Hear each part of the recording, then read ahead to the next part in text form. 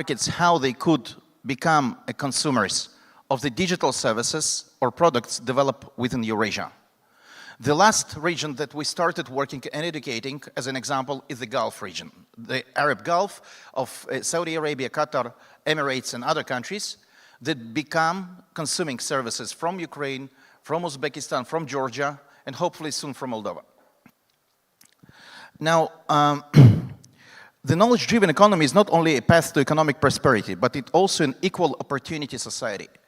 It's the only industry that all the good values are embedded into the DNA of the industry.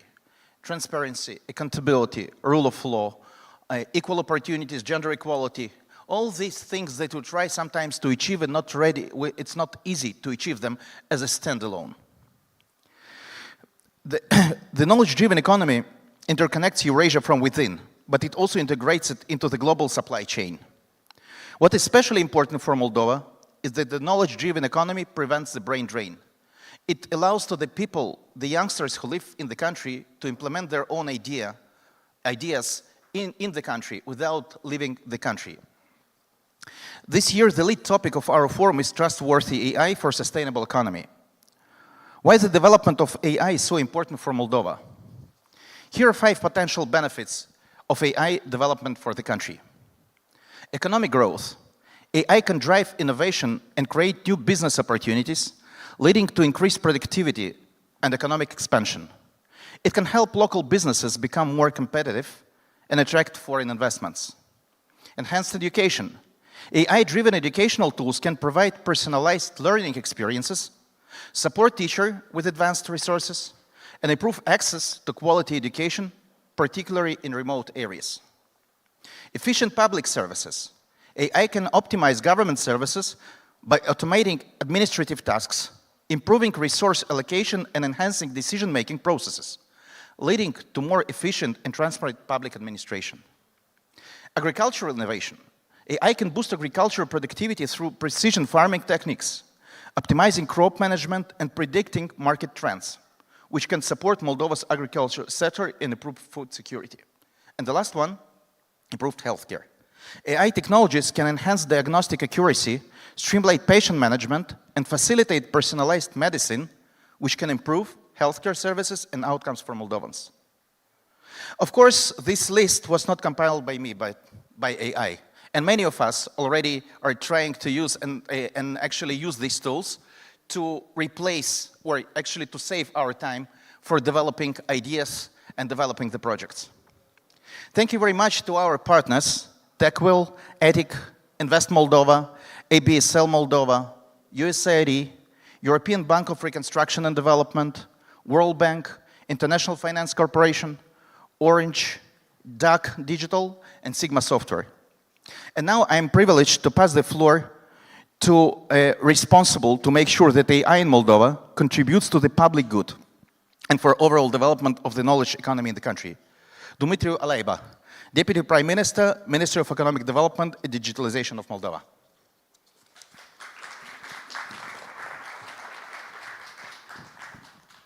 Please.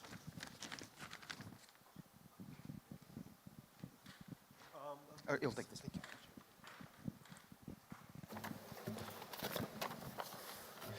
Good afternoon, and thank you for the invitation. And let me just start with saying welcome to Moldova, those who are not from here, and welcome to this event, part of the Moldova Business Week that is going on for the entire week here.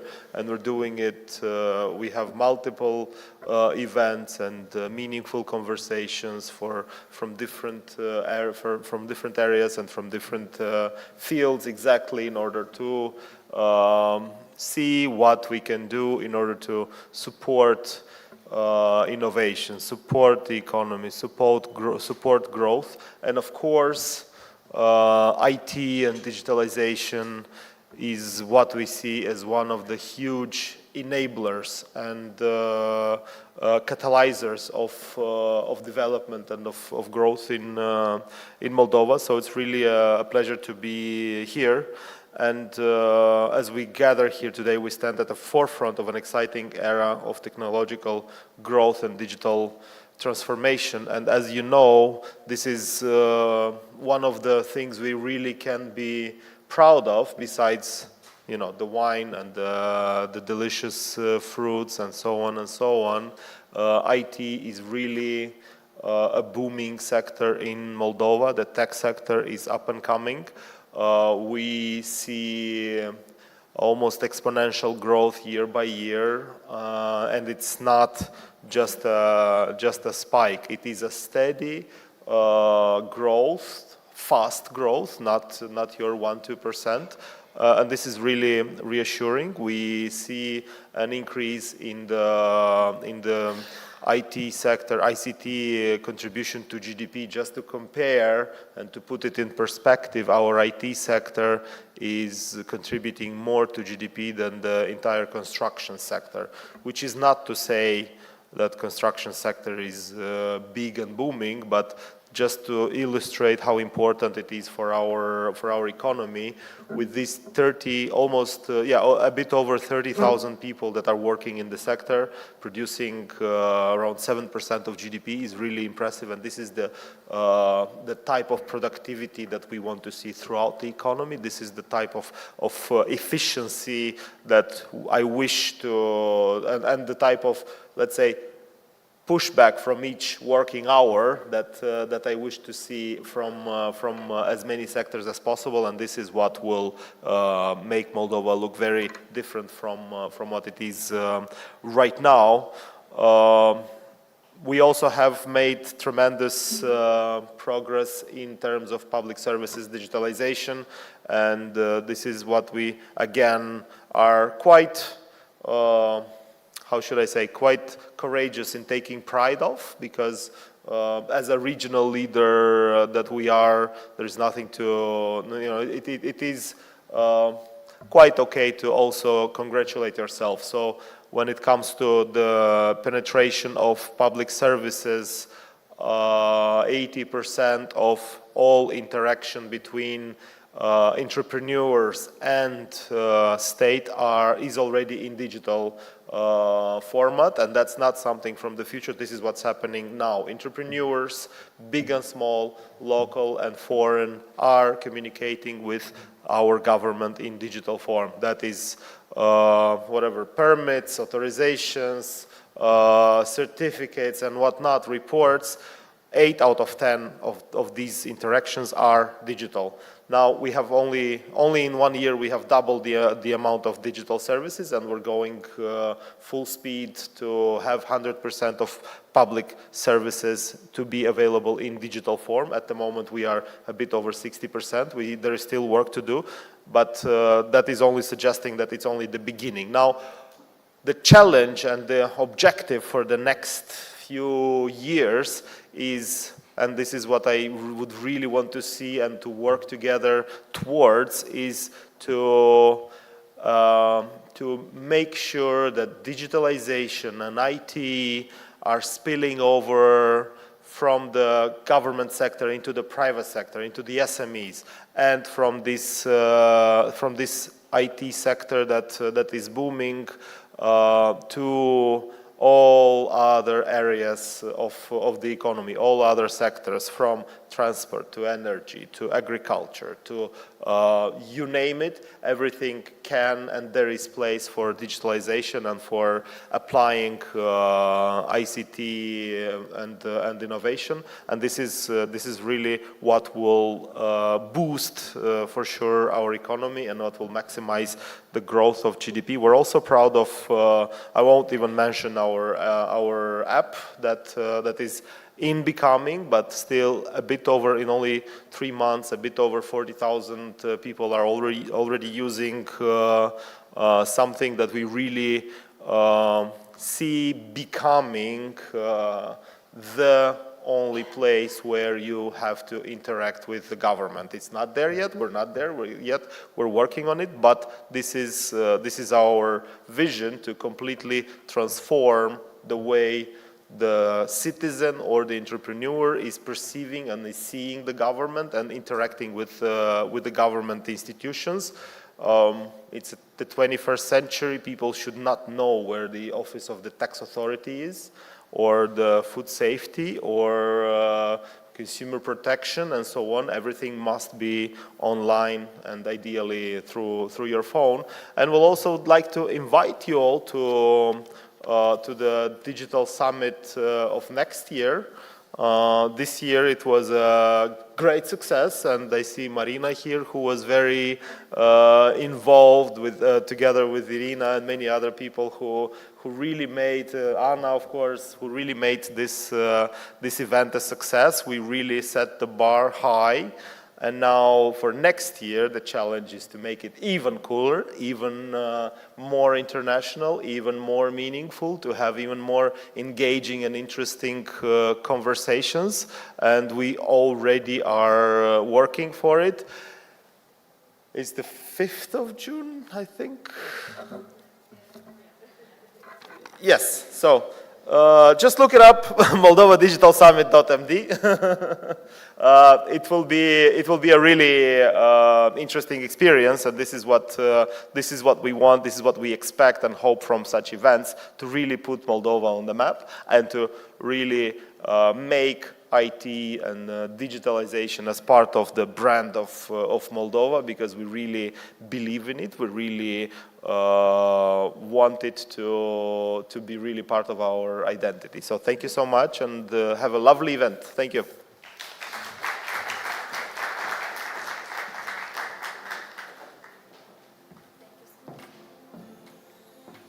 Thank you so much, dear Prime Minister Alaiba. Indeed, for the upcoming Moldova Digital Summit, you can already book online your early bird tickets, because they are going to be more and more expensive coming in several months. We'll have 4 days of cool events. This year we had 2, so we will be combining additional events next year. So if you want to partner, you want to be part of it, you want to be there to have a stand, welcome. Following on that, I would like to give the next word to our long-lasting partner for many and most of the digital events in Moldova. And I think under her leadership, the company and the association got prettier and better. Welcome on stage, Olga Surugiu, Vice President of ATIC and General Manager of Orange Moldova.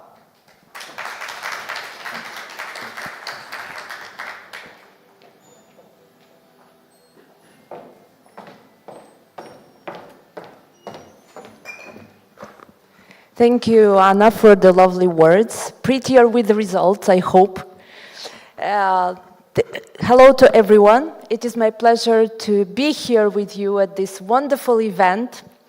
And you know what? I was thinking that we had Deputy Prime Minister telling us how government is striving to have, you know, a real digital ecosystem. I can tell you that the Orange Group decided to come to Moldova in 1998. So a long time ago, and for more than 25 years already, we have never regretted this decision. And moreover, we have seen along the years the evolution of the country and the ecosystem, and we have thoroughly invested. So today, Moldova is on the map for the fastest connectivity in the world. Among the fastest, not the number 1, but among the top 5, we are always there. So first of all, we have a great connectivity, which is a basis for digital transformation. Second, you know, today the topic is about trustworthy AI. I'm sure we have all talked about AI previously at different other events. I can tell you that we have inside of the Orange Group more than 130,000 employees across the globe, with more than 26 operations as telecom operators, And more than 40,000 of our employees are using on a daily basis AI tools. You know, in Moldova, this number is less impressive. Out of 1,500 employees that we currently have, 336 today were users of AI tools. And we will grow further. But I want you to know, for those who are Orange Moldova customers, that most probably you have already interacted with AI. Because on a monthly basis, more than 10,000 customers get their requests, answers from AI. It's not from a human, it is from AI who was built in the last 5 years. Now, of course, we are trying to adopt it, and we are trying to use it for our needs, to enhance, firstly, to enhance the productivity of our teams, because this is the main focus now, yeah? Of course, it also helps us serve our customers, and we hope the future we will be able as well to scale our business. But all these steps are step by step. And with all the adoption of AI, although quite limited in Moldova, we have seen already some risks. And I'm sure there is no novelty that everybody has seen deepfakes. Yes, that occurs to us as well. And as a large communication group with a very valuable global brand, it is a threat for us. There is another risk, the risk of skills, the fact that people will be so afraid they will not adopt AI. This is why at some scale, we have only 336 users today and not 1,500, because there is a path towards increasing the adoption and towards safety. And of course, everybody is asking themselves how the algorithm can be traced. Because I was in a visit recently in the US, exchanging with the US companies, and the biggest question around the table was, can we trace the data? And can we go backwards with the model in order to understand who took that decision and based on what that decision was taken? So these are some questions that we are asking ourselves at Orange, and I'm very happy that one of my colleagues, our CIO, Victor, will be a panelist today and will explain further about how we use it, how we think it should be used, what concept of ethical AI we're introducing, and how actually to be there and to watch the bigger countries, the more successful companies in their road with adopting AI, so we make the best decisions at our small scale, because Moldova is still a small scale. And key to that is also a very active and positive dialogue with the authorities in order to make sure that we put the right rules, the right regulation in place to protect everybody, but also not to hinder the innovation and development of the country. So thank you all, and I hope you will have a great event.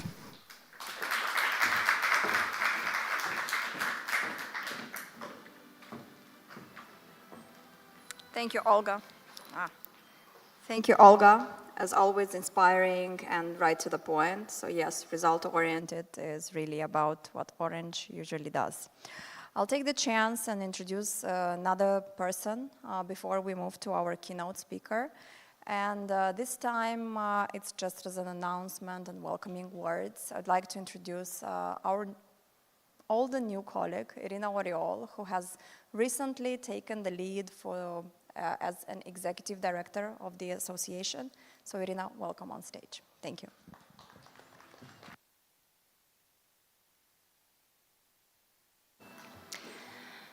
Ladies and gentlemen, esteemed guests, participants, on behalf of ATIC, it's a great pleasure for us to partner, to host, and to welcome you to the 6th StrategEast State and IT Eurasian Forum.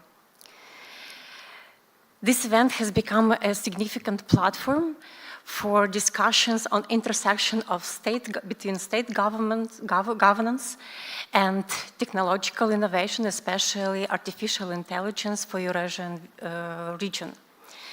It's also very important for us to explore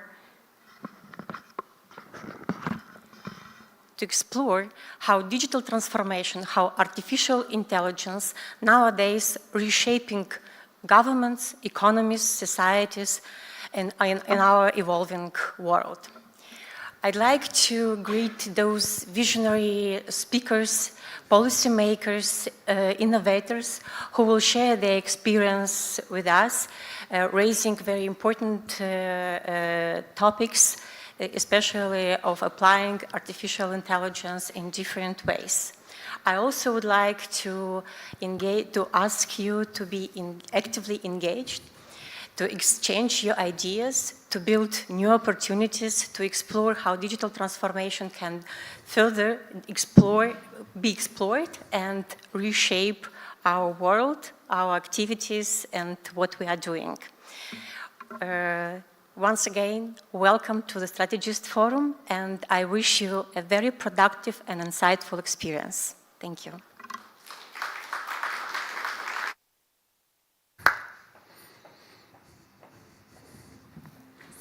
Thank you all for the wonderful opening remarks and speeches. We shall move further. We have a special guest who has come all the way from Dubai, if I'm not mistaken. And I have the pleasure of introducing Fahed Bizzari, a renowned AI empowerment specialist.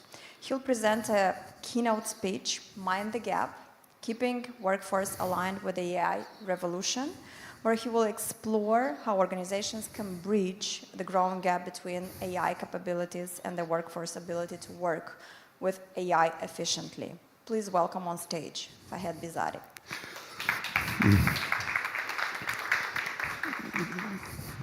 Thank you so much.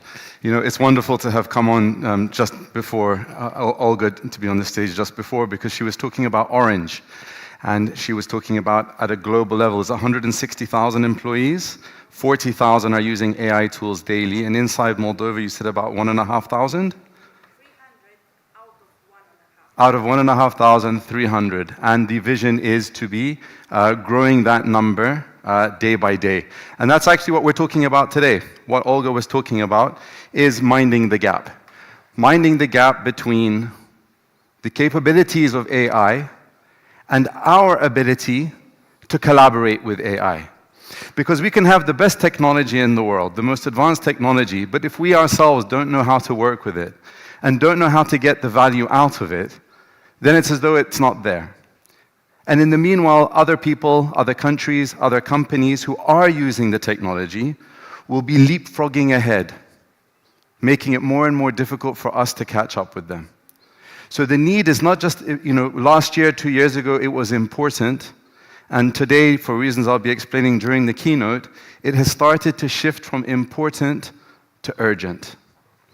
So I'd like to take you just for a quick, very quick history lesson in the journey of AI. When AI, the whole AI project was started in the 50s, the vision and the goal of the AI researchers was, how can we develop machine intelligence that can match human intelligence? That was the original vision. And if you look in the research papers in the 1950s, their idea was, how could we develop machine intelligence to support human beings? How we could develop co-pilots, how we could amplify our intelligence. But in 2015, something happened. Before 2015, the progress was very slow, year in, year out. But in 2015, something happened, which was a new approach to developing AI. And that approach was, very simply put, if we take all of humanity's knowledge, documented, whether it comes in the form of newspapers, magazines, transcripts, research papers, books, if we take all of this knowledge, all of this information, and give it to a machine learning robot, that this machine learning robot can start to look for patterns between it.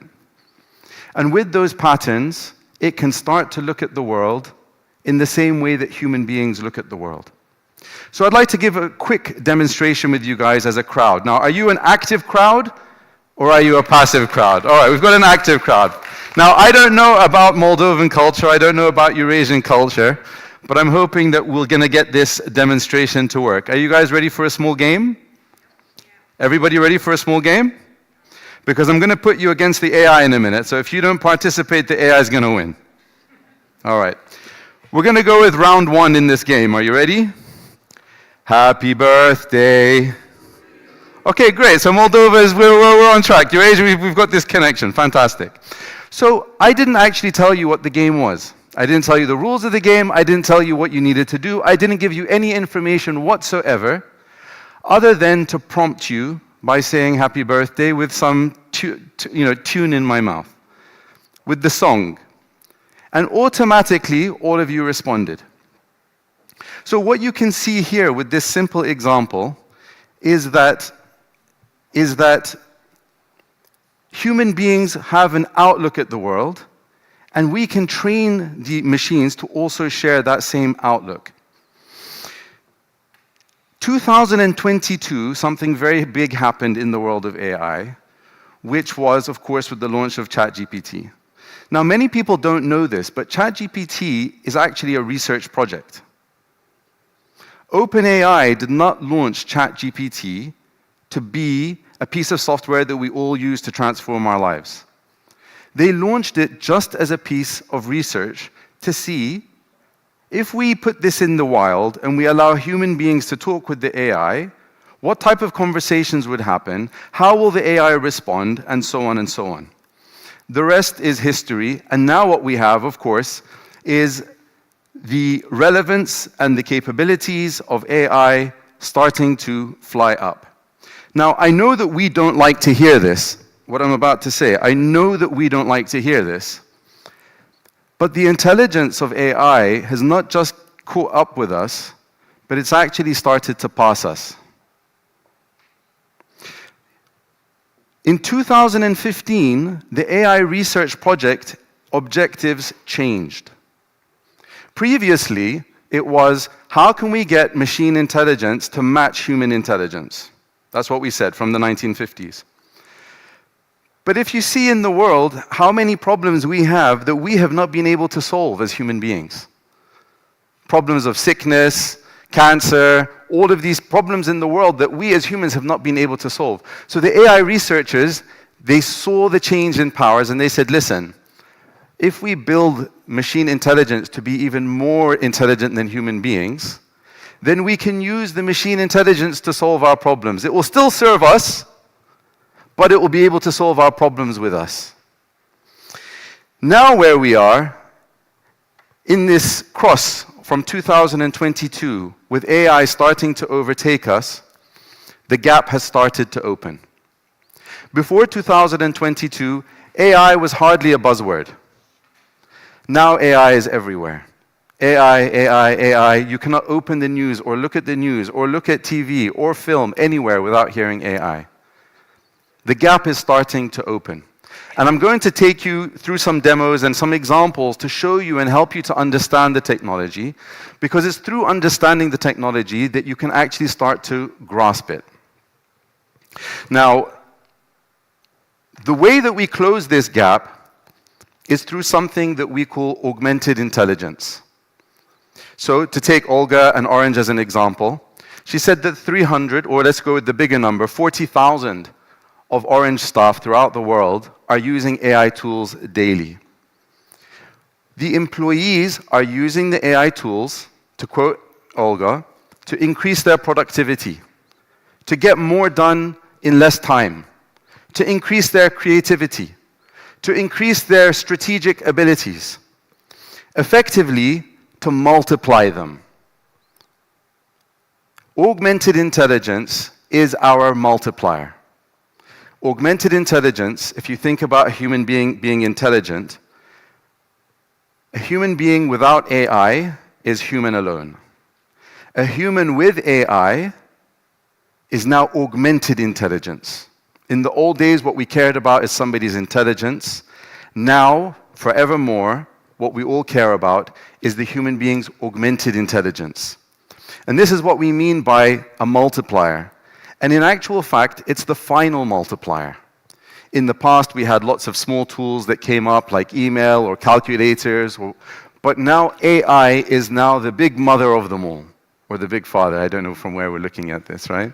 But it's the final frontier.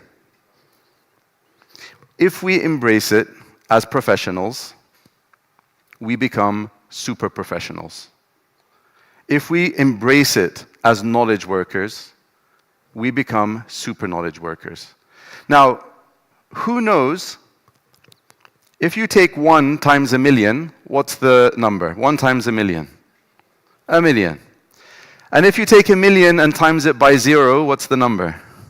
0. This is the importance of a multiplier. A multiplier will not just multiply you upwards. There's a danger that the multiplier can multiply you downwards. And we're seeing now a trend in Dubai and elsewhere in the world that the ability to work with AI is now becoming a prerequisite. That when people are in 2022, people were embarrassed to say that they were using AI because they felt if I tell them I'm using AI, it makes me look bad. 2024 and beyond, employers and partners, etc., are asking people about their use of AI. In my company, in the companies that I work with as vendors, I don't actually want to work with people that don't use AI because I know for a fact that what they get done in 10 days, somebody who's using AI is getting done in 1 day. All right? And this is a trend that is going to be increasing more and more in the world. So what are we going to be talking about today? Today we're going to be talking about 3 things. We're going to be talking about the goal. The goal is, where is the AI technology that we need to catch up with? We're going to be talking about actuality, which is, where are we today? Objectively speaking, where is our augmented intelligence today? And then the last thing we're going to be looking at is some ideas on how we can go from where we are today to where we want to get to in the future, which is our pathway. And you know, Olga, I'm going to keep on coming back to you because I'm so happy to have heard your introduction on what Orange is doing. So effectively, what we're talking about for companies like Orange and companies like your own and governments is how we can get from that number 300 up to 1,500. In Orange, in your governments, in your companies, and elsewhere. So let's start with the AI capabilities. Now, we're going to go through the generations because understanding the technology is really paramount. I gave you this example earlier on about happy birthday. So, if I jump into here, what we have here, this is the AI technology, the general AI technology from 2020. So if I come in here and I say to it, happy birthday, and I submit, I'm not telling it the rules of the game, just like you. All I'm saying is happy birthday, and I submit. And as you can see, in a split second, not only did it continue the song with a few more words, like you did, but it went and did the whole song, and it even appears to have made a prayer or a good wish for me in my birthday. Now, what should the score be between you and the AI in this regard? Do you think it should be 1-1? Don't you think it was unfair that you guys got to hear the song and the AI didn't get to hear the song? Don't you think that because you guys only gave me 3 words and it went on with more words, that it should potentially get a higher score? But it's okay, we'll just make it 1-1. Are you guys ready for another round? This seems to be we said, is it an active audience? It's not an active audience. Would you like another round? All right, fantastic. All right, so again, I don't know about Moldovan culture. I don't know about Eurasia. It's my first time here, but let's hope that it works, all right? Round 2. We will. All right, fantastic. I love Moldova. All right, super. You know, I went to Saudi Arabia 2 weeks ago, and I had to adjust all of these things for them, so you never know. So here, we'll do the same thing. We will, and let's submit from there. Now, this one always takes a pause for some reason, but as you can see, it did exactly what you guys did, which was continue, and it even went to the next words of the song. Now, out of interest, with a show of hands, how many of you know the words of this song past We Will Rock You? Okay, we've got 1, right? So if we take it as an audience, now the AI is starting to beat. As a collective, now the AI is starting to win. All right? So this is the technology that they basically broke into around 2019, 2018, 2019, which is this idea. How is it doing this? It's doing it because it's consumed so much of humanity's knowledge that it can assume that automatically what will come after we will is rock you, just like for all of you. All right, fantastic. So this is, if we look at this, if we look in this situation, 2020, it can read what I've given it, it can write, as we saw, and it can react, just like you were able to react. Does it make it highly intelligent? Not really. It just means that it can react in the same way that human beings can react. Then we jump to 2021. They take the technology further. Now this is where it starts to get very interesting. Okay, so if we jump back into the playground, and we say, Michael, my arm hurts. And then we take Hannah. Now, where is Hannah? Hannah, are you around? Hannah, my arm hurts. What can I do for you? Fantastic. All right. Olga, my arm hurts. I'm sorry. All right, I'm sorry. Anatoly, my arm hurts. What have I done? All right, very interesting. All right, so if we go with Hannah and we say submit. All right, now it's gone all the way. Okay, let's delete all of that. So what was your one, Hannah? How can you help? All right, it's a very it's like a very normal reply, right? And your one was what, Olga? Just I'm sorry. And Anatoly? What have you done, right? So if you can see over here, it's kind of gone a bit in Anatoly's direction, but we also have an oh no, which was maybe with your direction and so on. So this was their first breakthrough in this whole thing, was that if we can actually structure it as a conversation, we can take that same technology and now take it deeper. Now here's where it gets very interesting. I'm just going to take a copy of our fictitious Hannah response, and I'm just going to put the word doctor at the start. And now resubmit. All right? Now let's compare that to Hannah, who is not a doctor. I'm sorry to hear that, Michael. Can you tell me more about your arm pain? When did it start? How severe is it? Is there anything that makes it better or worse? And this is the whole thing about AI research, is that the researchers themselves did not necessarily know that this was what they were going to find. That's the nature of research. You start off with a hypothesis, you move forward, and it takes you somewhere else, and so on and so on. So now, this is now the evolution of AI, where they actually got to a point, and all of this, of course, is being driven by OpenAI. OpenAI, of course, is the company behind ChatGPT. So now they found that we can get it to answer questions. As long as we frame it in the right way, we can get it to answer relevant questions. Now, 2022 is when ChatGPT gets released. They take this concept and they say, we've been able to do it just one-on-one. How are you? I am fine. End of story. What's the capital of Moldova? 1 second. Wait. Chisinau? Perfect. All right, super. Thank you so much. So now they said, let's frame it as a discussion. And that's when it took off. Because suddenly AI had a friendly feel to it, we could interact with it. Now, up until the release of ChatGPT, what were we all using on a day-to-day basis to get information and figure life out? Google. So what happened when ChatGPT was released? ChatGPT was released with no user manual. What did everybody use it for? As a replacement for Google. So we've taken this ultra-intelligent AI and just turned it into a teeny tiny search engine that sometimes gives us bad results. And we all said, you know what, I can't trust this. I can't work with this. This is for children. Come back to me in 5 years when you're as great as you claim to be, Mr. AI people. But the problem is not with the AI, the problem is with us. The gap had started to open.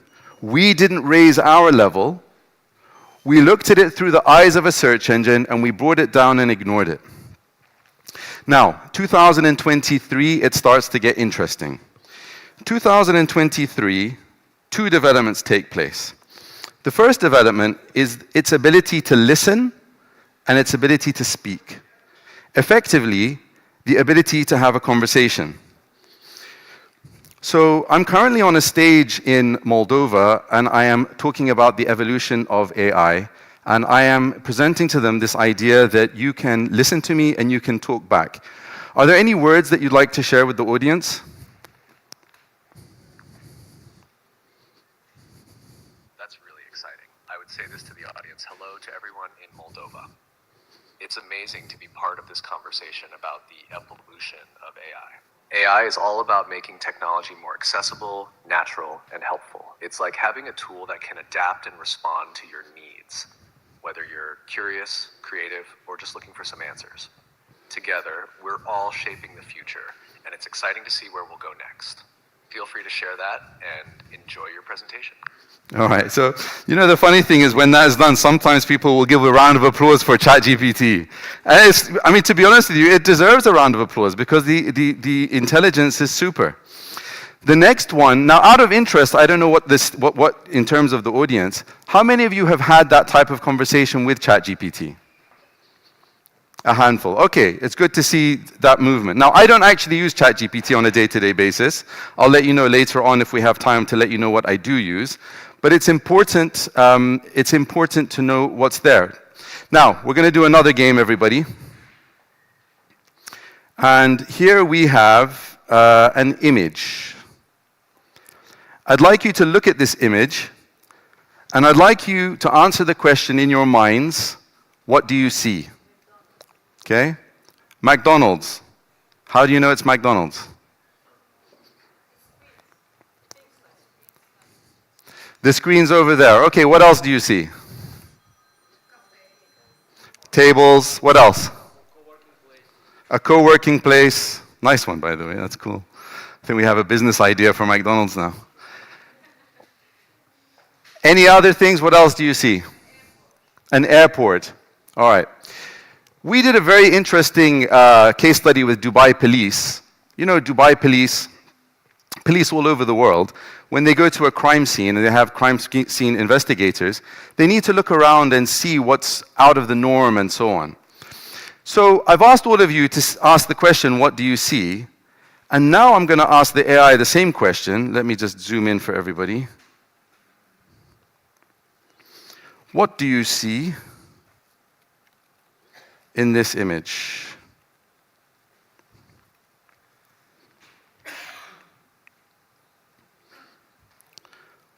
All right, now I asked you guys this question, what do you see? And we had one-word answers, more or less. Tables, chairs, kiosk.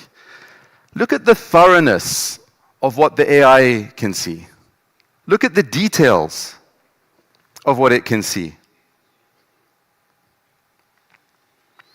Now, I don't think it says McDonald's anywhere on this, right? So we'll give the crowd 1 point. Or we can ask it, which restaurant do you think this might be?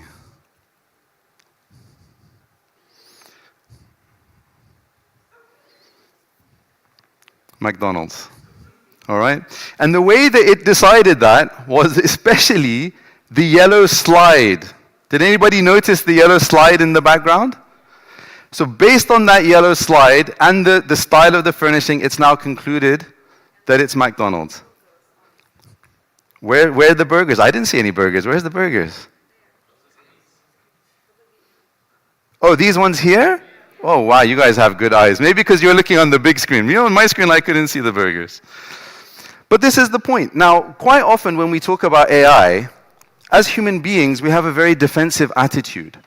We have this idea AI is coming to take our jobs, coming to take our lives, everything that we live for. We're hardworking people, we have work ethic, and this thing is just going to come along and turn everything that we've been building over the past 100, 500, 1,000 years, just going to turn it all upside down.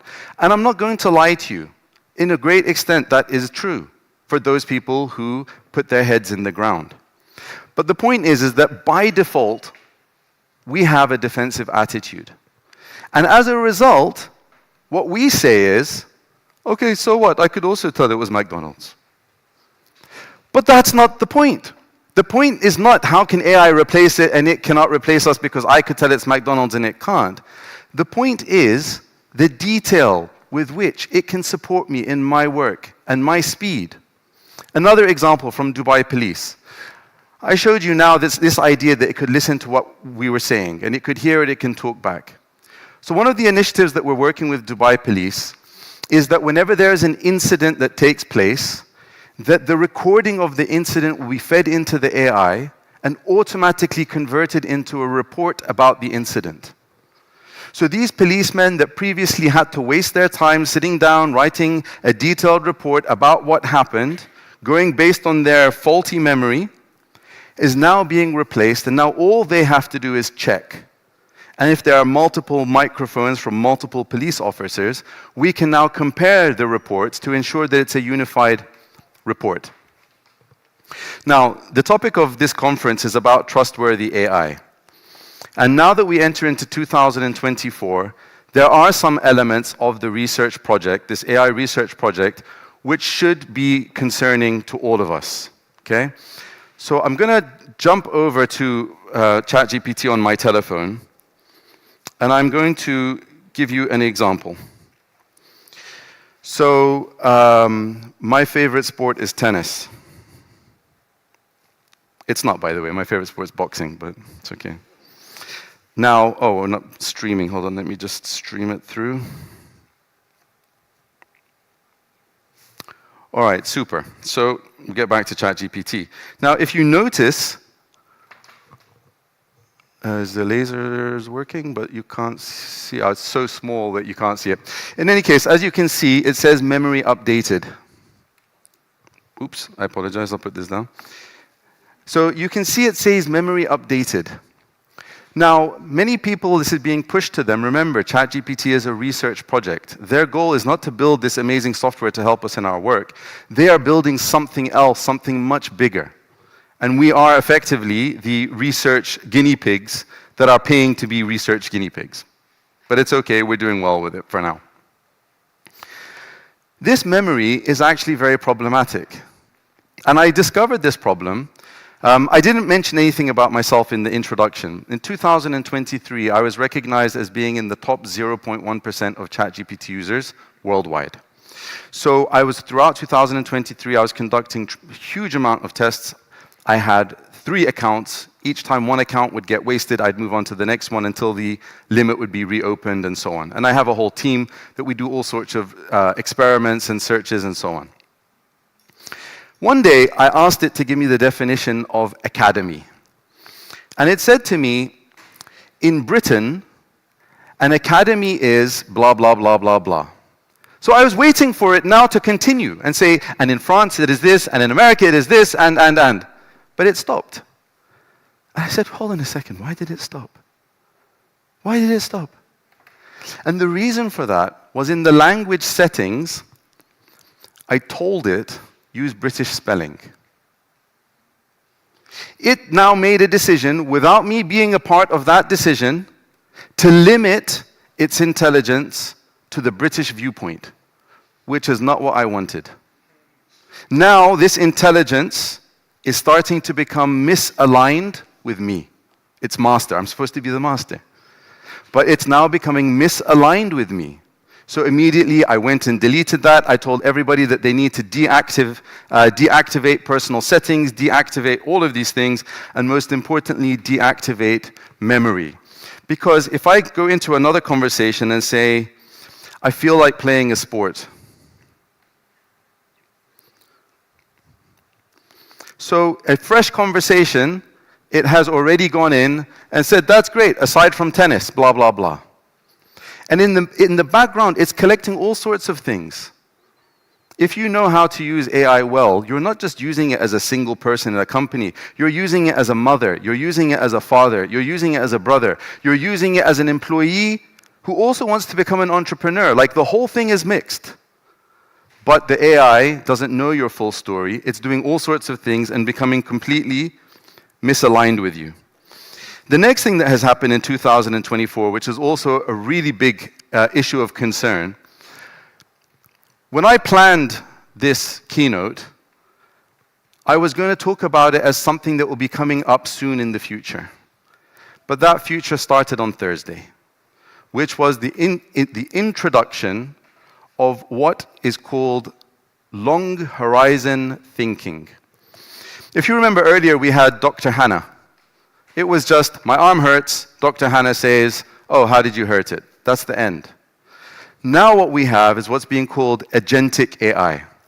So if I open up the ChatGPT and I go into O1 preview and I say, I currently have €1 and I'd like to figure out how we can turn it into €1,000 and eventually turn it into the money I need to buy a car. And if I now run this on the screen, I want to show you, can you see it says thinking? Charting the journey, mapping out the approach. It has taken this objective and is now taking steps to figure this out. This is the prelude to autonomous AI, where the AI will start taking these actions itself. And this, from a trust point of view, is of serious concern.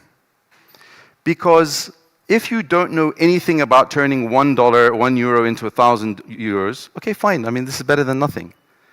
But if you have principles, or if you have guidelines, or if you have restrictions, now it doesn't always happen. Let's see. What it does do is it tells you how it did this. So you can see these are the steps that it followed. It charted the journey, mapped out the approach, built financial strategies. On the face of it, this looks amazing. But in practice, it's not, because I'm not a part of it. AI should be my co-pilot, not my replacement. AI should be my co-pilot, not to work independently of me and then tell me what it's done. I don't want to sit there checking your work every day. You go do a bunch of tasks and then I come and I say, let me see how you did this. We don't enjoy life like that. And that is where we are today. And you'll notice that I put these 3 red indicators that this is now where the trust issues start to really shape up. And we have to be careful. When AI was created, it was created to be our co-pilot. But if we don't learn how to pilot the plane, the co-pilot will become the pilot. And if the co-pilot becomes the pilot, what do we become? The passengers. And then we're left in a situation where all we can do is go wherever the pilot wants to take us, and we don't have any ability to do anything about it. So now we move into the next part, which is the ability to collaborate with AI effectively. We call this augmented intelligence. And we have to ask ourselves the question, where are we all at in this room? Yourself, myself, if we gave it a score out of 100, where do we all sit? Because if augmented intelligence is a multiplier, what are we being multiplied by? Are we being multiplied by 0, and it's just a matter of time before we get exposed? Or are we being multiplied by 2, 3, 4?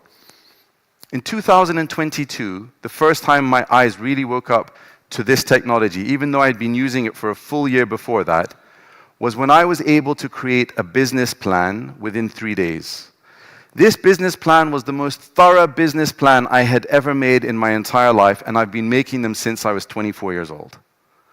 But it was the most effective, thorough business plan I'd ever made. And when I looked at it, I said, if I had made this by myself, it would have taken me at least 4 weeks to do it. Not 4 weeks full time. As human beings, we like to procrastinate. I'll leave it till later. I've got other things to do. I'll come back to it. Let me sleep on it. I'm thinking about it in the shower. All of these things natural as humans. I can now make that same business plan in about 2 hours, less, even 1 hour. I do a workshop with people where we make our business plans in just 1 hour. And the business plans are not bad business plans. They are very, very good, solid, robust business plans. So the 3 pillars of augmented intelligence is, number 1, our attitude. What is our attitude towards AI? Are we feeling that AI is a threat to us? Are we excited about it? You know, there's this whole idea of, is a cup half empty or half full? People who are looking for positivity, they find positivity. People who are looking for negativity, they find negativity. I have people, especially lawyers. Are there any lawyers in the room out of interest? Okay, okay, I was just about to say I'm safe. I'm not safe. So lawyers naturally, of course, this is a generalization from my own experience, are generally very pessimistic people. Don't shoot me, all right? But it's a good thing, because we have to have people in the world that are looking in the worst case scenarios in order to protect us from them. Otherwise, we'd be entering all sorts of relationships and all sorts of deals without covering the worst case scenario, and we would end up in trouble. But it's also lawyers, generally speaking, that hate working with ChatGPT. I'm telling you from Dubai. Moldova is different, right? In Dubai and in the UK, that's the situation. Unless they're with an international company which is mandating AI, a bit like Orange. We have about 16 characteristics like curiosity, optimism, collaboration, that we can measure in people to see what is their attitude level. The next one is knowledge. So for example, the demonstrations that I shared with you earlier today start to give you an idea of how it works. Once you have that idea of how it works, it will change the way that you work with it. Quite often in our surveys, we ask the question, the fact that AI cannot tell you how it gave you its answers, does that put you off from using it? And more often than not, people say yes. But people are saying yes because they don't understand primarily how does it work. It's not supposed to give you answers. It's supposed to act as an extension of your thinking. You're supposed to steer it where you want it to lead you. But people, they don't understand that. And that brings us also on to skills, which is actually being able to work with it. How is it that now I can do a business plan in 1 hour? How? How did I take something from 30 days down to 3 days down to 1 hour? How?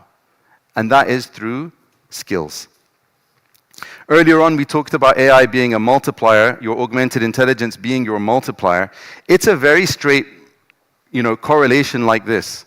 The better your attitude, the more knowledge you have, the higher your skills, the more impactful you'll be, the faster you'll be able to get things done, the more thorough you'll be able to be, the more innovative you will be, the more strategic you will be, and so on and so on.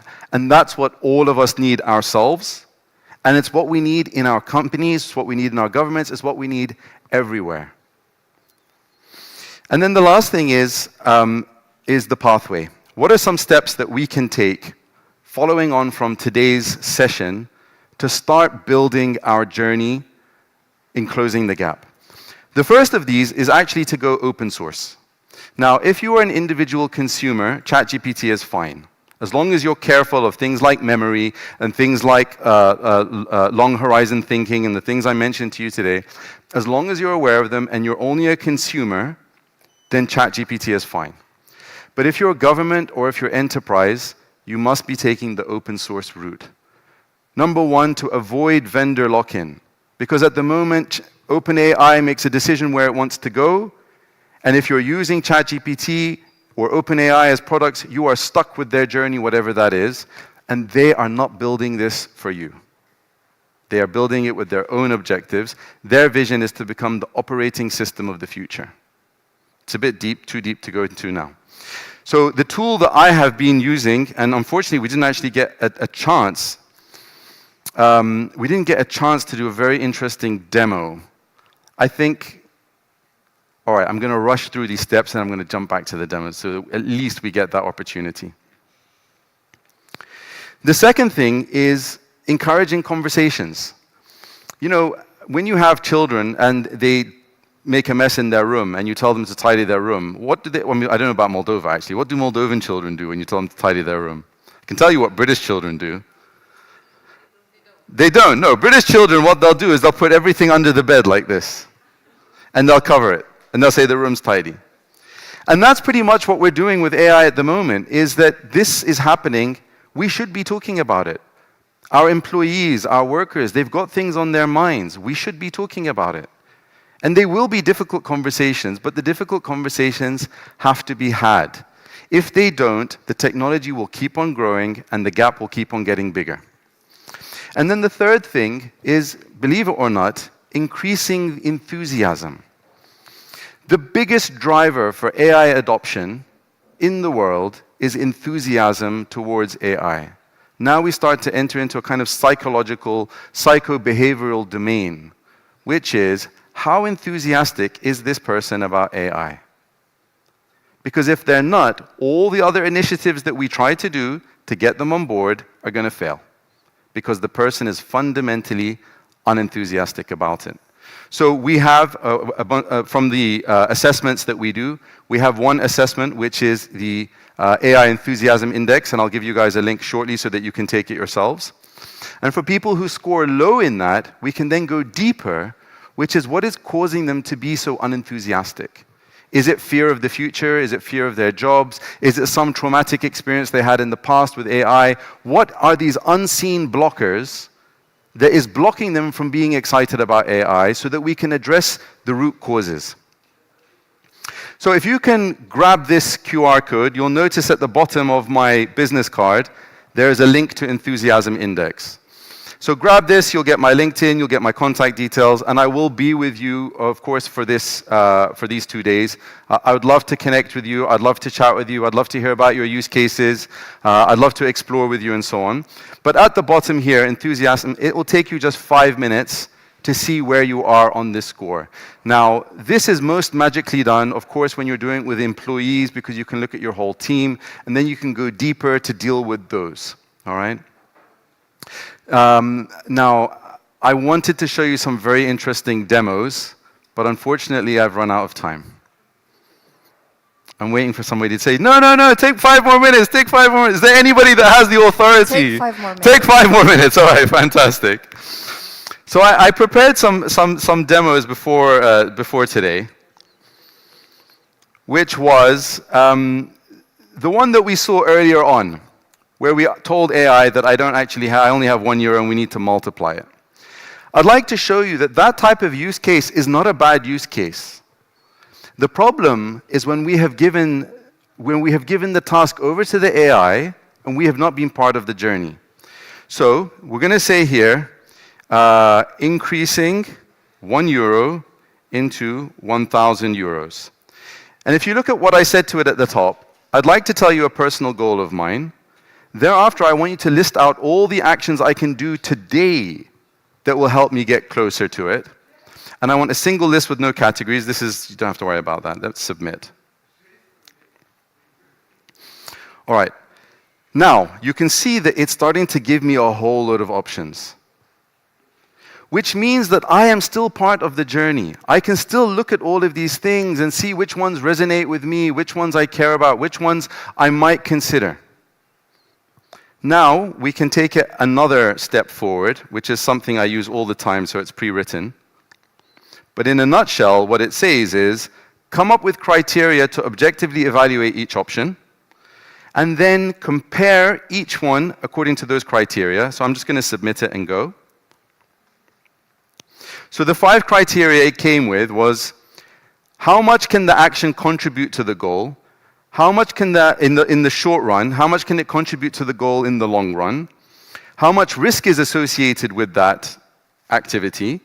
How easy is it to do that activity? And how much can that activity teach me about investing? And if we go down to the bottom, we can see that it has been evaluating. Unfortunately, it's only done it for 5 of the items. If we had more time, I would have been able to fix it.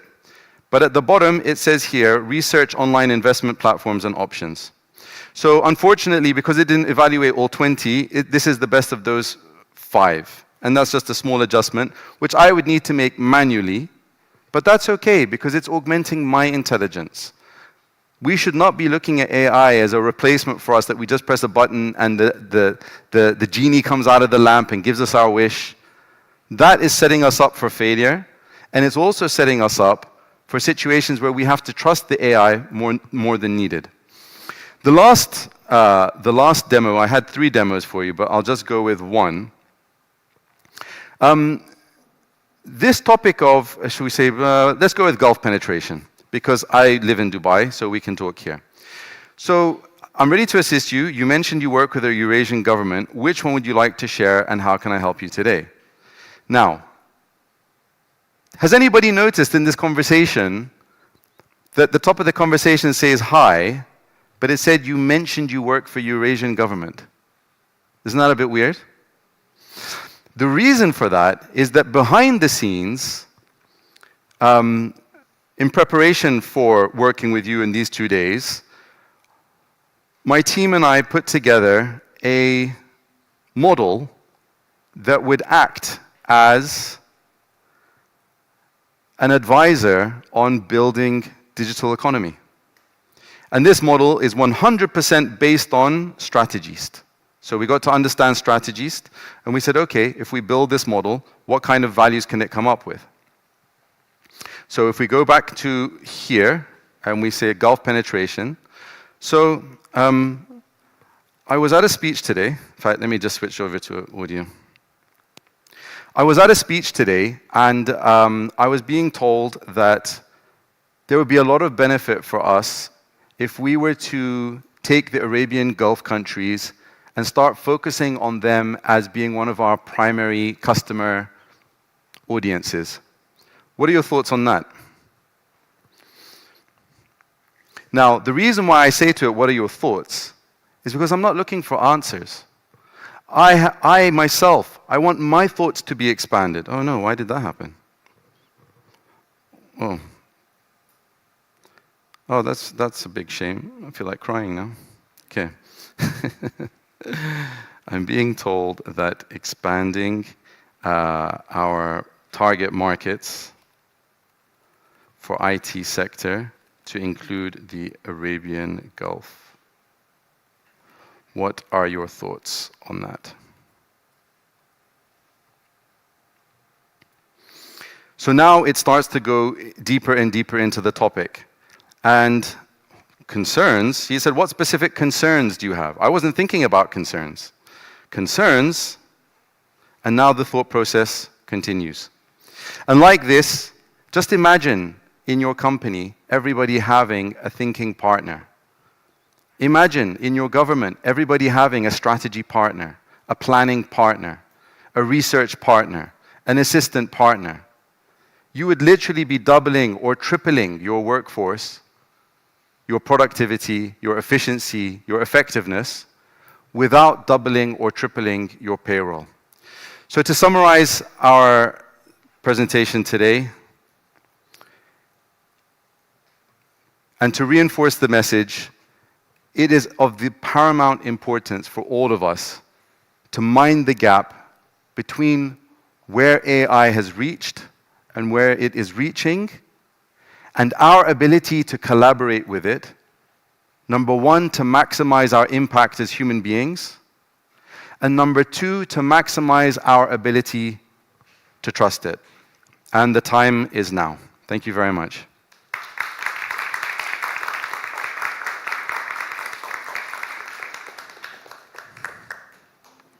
I would have said bis, but we are out of time. So thank you a lot, Fahed, for this cool presentation. Let's give a round of applause for Fahed and the presentation he gave.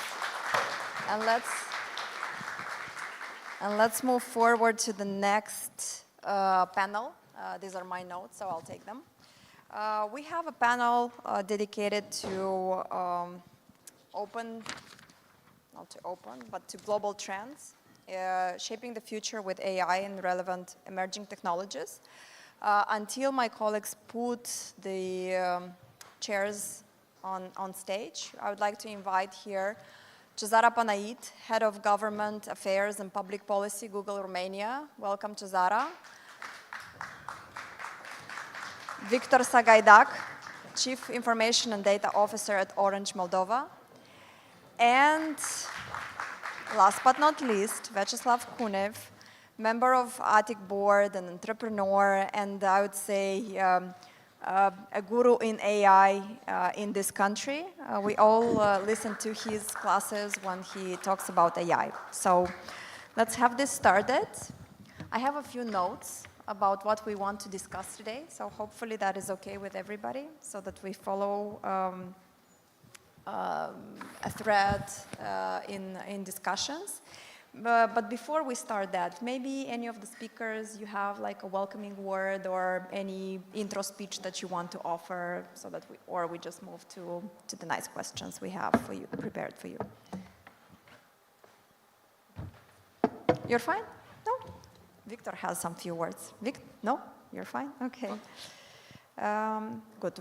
Just one last second until I find that. So, Cesaro, let's start with you.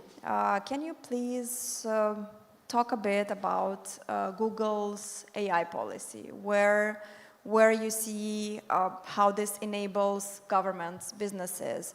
What's the value add that you actually try to bring in, and what are the news on your end? Thank you. Yes, hello everyone. It's a pleasure to be here back in Moldova to discuss about such an important topic dear to me and one of our areas of expertise at Google, and generally a topic that everyone is more and more interested to learn about. At Google, we value very much the innovation that technology is bringing in the benefit of the people. And we know that AI has gained a massive interest in the recent years or even months. But actually, the truth is that we've been using AI in our daily lives for many, many years already. So in terms of our commitment to bringing technology closer to the people, our core mission at Google is to make words, information accessible for everyone in a useful way.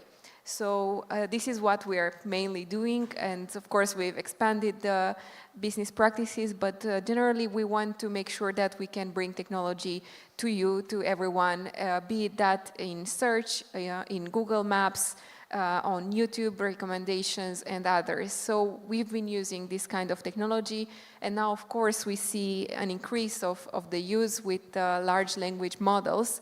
And of course this is why we see that is a need for technology to be regulated. And we've always told that technology and AI is so important, and not only that we need to regulate it, we need to regulate it well. And I understand now we are part of a broader conversation, not just part of the European Union, but much more than that.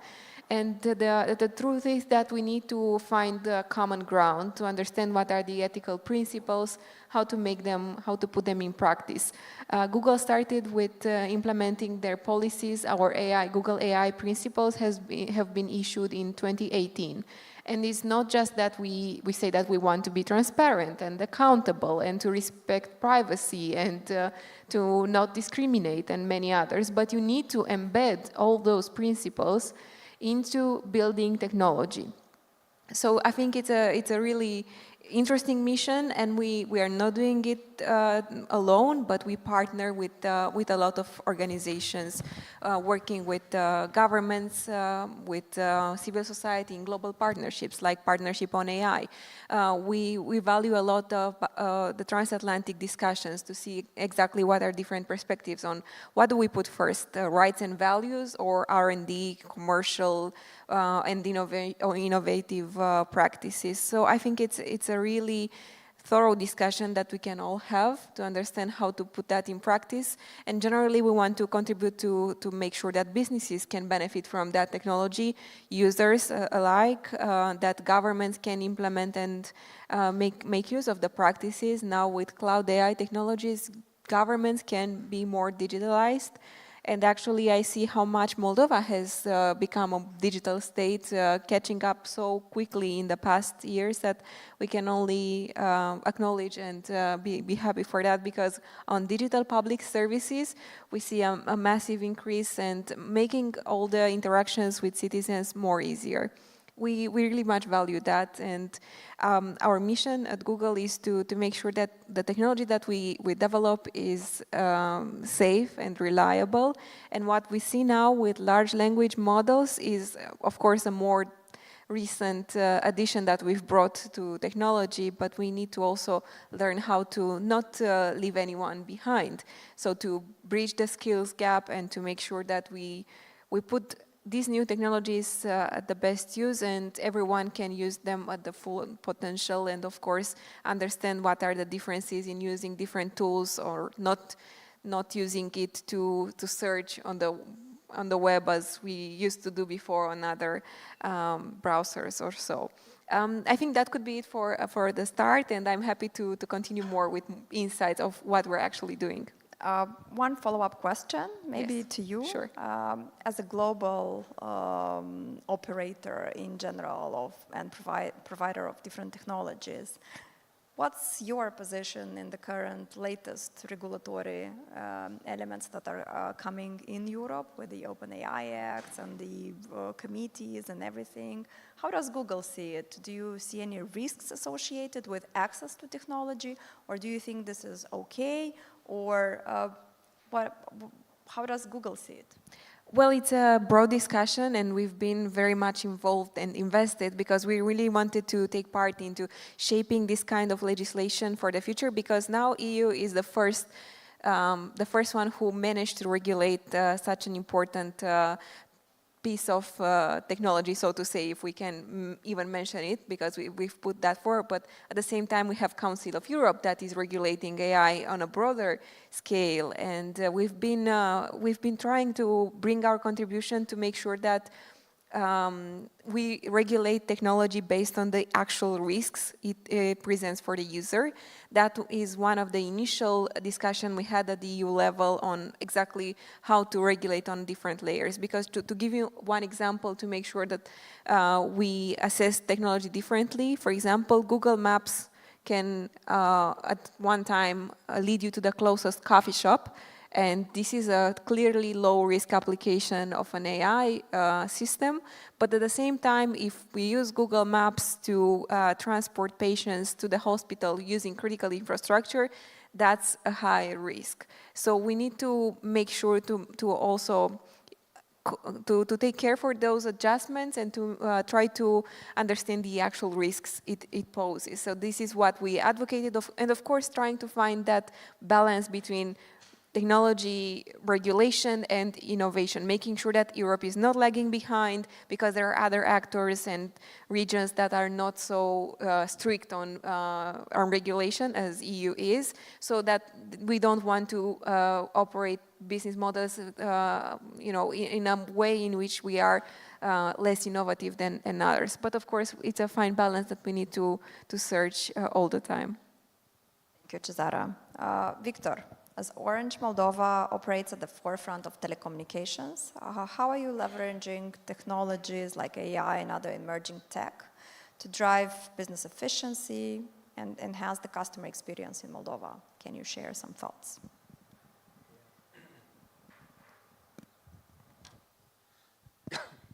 Yes, as Olga mentioned in the opening speech, we are very focused on AI because, as Fahed was mentioning before, it's two-in-one. It's offering tremendous opportunities for the future, but in the same time, it's a bit scary when you go into insights and you see what's actually happening. For me personally, AI is kind of a society, yeah, a parallel society to ourselves, where actually without regulation, without having all the involved actors like legal, regulation, safety, police, and so on, things will not work. We can see that, for example, the world, it's not working well with all the regulations. So that's why there we need to work. So as a telco provider at group level, let's say globally, because we're operating in Europe and Africa, Middle East, and some US operations as well, we have isolated an own instance of ChatGPT with all the models coming from Google, OpenAI, and some French startups as well. We are trying to develop and to drive an ethical approach to AI, developing it, learning it, and using the ethical approach, making sure that any image, any output which is generated using AI, it's labeled properly, and we make very well aware our customers or users that this content is coming from another world. Locally, we have identified as 3 key topics or 3 key areas for the company where we can leverage AI and we can see the most of the potential. First of all, it's customer experience, because it's peer-to-peer interactions where we can plug and augment the speed. First of all, the speed for answering customer demands. Second, improving the quality, because as well as Fahed was mentioning that, yes, we're able to learn, but humans are not able to remember things exactly the way they are told. Other domain for us, it's technology operations and internal operations, where a lot of things can be automatized, predicted, and augmented. And the third thing is generative part. On generative part, almost there are no limits what you can do with AI, but at this stage it's difficult and very expensive to industrialize it and to bring it to the standards of an enterprise-grade operations and enterprise-grade systems. Maybe you can share one of the most, I don't know, proud moments of Orange introducing AI or other emerging technologies. The most, let's say the two most would be one in customer care, where since several years we are already using chatbot augmented by AI, where a lot of customer interactions, as I said, are being automatized, augmented, and responded faster using this technology. Second one is proactive data models, where we are extensively using this in order to improve the offers and the proposition to our customers, to make sure that this is automatized, industrialized. So the most revenue for the company, or the most improvements for the company, are coming from these two areas. Thank you. Let's move a bit to the future of AI, and Vyacheslav, as a renowned lecturer, futurist, entrepreneur, how do you see the future of AI, or Moldova's AI future? Добрый день, уважаемые дамы и господа. Это очень хороший вопрос. Знаете, у футуристов есть такая поговорка, что футурологи переоценивают скорость, но недооценивают масштаб изменений. Вот мне кажется, что мы все недооцениваем масштаб изменений, и что произойдет даже не через 15 лет, а в ближайшие 5 лет. Я бы провел здесь сравнение с появлением интернета. Это не менее значимое событие, а более значимое. И вы помните, что те, кто проигнорировал интернет, они потеряли все как специалисты. Сейчас произойдет то же самое. Те, кто проигнорирует искусственный интеллект, они тоже потеряют все. При этом искусственный интеллект уже в ближайшее время станет базовой инфраструктурой, такой как вода, электричество, канализация. То есть мы все будем иметь доступ, мы все им будем пользоваться. Более того, мы даже не всегда будем знать, что мы пользуемся в этот момент искусственным интеллектом. Ну, давайте, значит, я предлагаю рассмотреть масштаб изменений в краткосрочном и в долгосрочном плане. Vyacheslav, sorry, can we switch to English? We have no translation. Excuse me? We have no translation. Cesara doesn't understand. Can you say the same? I can translate the first part. We can use an AI to translate the first part if you want. Sorry, but I have quite big text. And it's okay. It's just how many of you don't understand Okay, I Russian? promise next time I will speak in English, Okay. but right now I can speak in Russian. Okay? Okay. Смотрите, 20 лет назад интернет у нас отнял право говорить «я не знаю». То есть не знаешь, тебя не забанили в Гугле, иди смотри. А сейчас у нас искусственный интеллект отнял право говорить «я не умею» или «я не понимаю». Иди в чат GPT, и чат GPT тебе все объяснит и тебя всему научит. И эта парадигма меняет и обучение в том числе. Еще год назад продавали курсы Python за 30 дней. Пойди на курс, через 30 дней ты будешь знать Python. Сейчас продают курсы на 7 дней, как с помощью чат GPT научиться программировать на Python. То есть чат GPT становится неотъемлемой частью, неотъемлемым инструментом какого-либо знания. Ну и в-третьих, искусственный интеллект, он заменяет конкретные функции человека. Вот давайте посмотрим на примере таксиста в Лондоне. 10 лет назад таксист в Лондоне — это была уважаемая профессия, и человек на 20 лет был гарантирован своей работой, потому что если он хорошо знал Лондон, все хорошо. Что происходит сейчас? Все ездят по навигатору, и в кого превращается таксист? Таксист превращается в человека, который должен знать, стоит говорить с этим человеком или не стоит. Он превращается в человека, который знает, какую музыку поставить этому человеку. Он превращается в психолога. То есть у нас вместо таксиста получился психолог. Представляете, насколько, в общем-то, меняется вообще парадигма того, что мы делаем. На ближайшие 3-5 лет искусственный интеллект — это про эффективность. То есть сегодня, когда вы хотите использовать искусственный интеллект, он не меняет функции, которые вы делаете. Он кратно повышает эффективность. Либо вашу личную, либо вашего бизнеса, ваших бизнес-процессов, которые вы используете. Вот. И вам прежде всего нужно делать упор на это. Большой минус — это кардинальное изменение рынка труда. Мне где-то в какой-то степени жаль тех, кто сейчас начинает карьеру. Потому что произошло? Если где-то на какой-то работе есть опытный специалист, раньше ему нужны были, скажем так, подаваны. То есть молодые специалисты, которые делали за него некую техническую работу. А сейчас эту некую техническую работу за него делает чат GPT, и делает это кратно лучше, чем вот эти вот стажеры, начинающие специалисты. Представляете, насколько сейчас вот этим подрастающему поколению, тем, кто хочет работать, становится сложно. Я знаю юридические компании, которые полностью перешли на использование сервисов искусственного интеллекта, и им не нужны новые сотрудники. Их сотрудники, которые уже есть, они справляются со всем тем объемом, который есть. Следующее, что очень важно, это то, что появились Personal Assistant AI. То есть вы можете создавать себе персональные ассистенты по любым темам. У меня, например, около десятка персональных ассистентов, сделанных на базе тех данных, которые я подобрал, с которыми я общаюсь каждый день по нужным мне вопросам. Это принципиально повышает мою возможность понимать, разбираться в чем-то. Я также думаю, что в ближайшее время искусственный интеллект принципиально поменяет юриспруденцию в том плане, что я уже сейчас вижу, как адвокаты и судьи при подготовке своих решений они используют искусственный интеллект. Что мешает, чтобы завтра это просто было два искусственных интеллекта, которые общаются друг с другом? Да, человек принимает решение, но всю подготовку будет делать человек.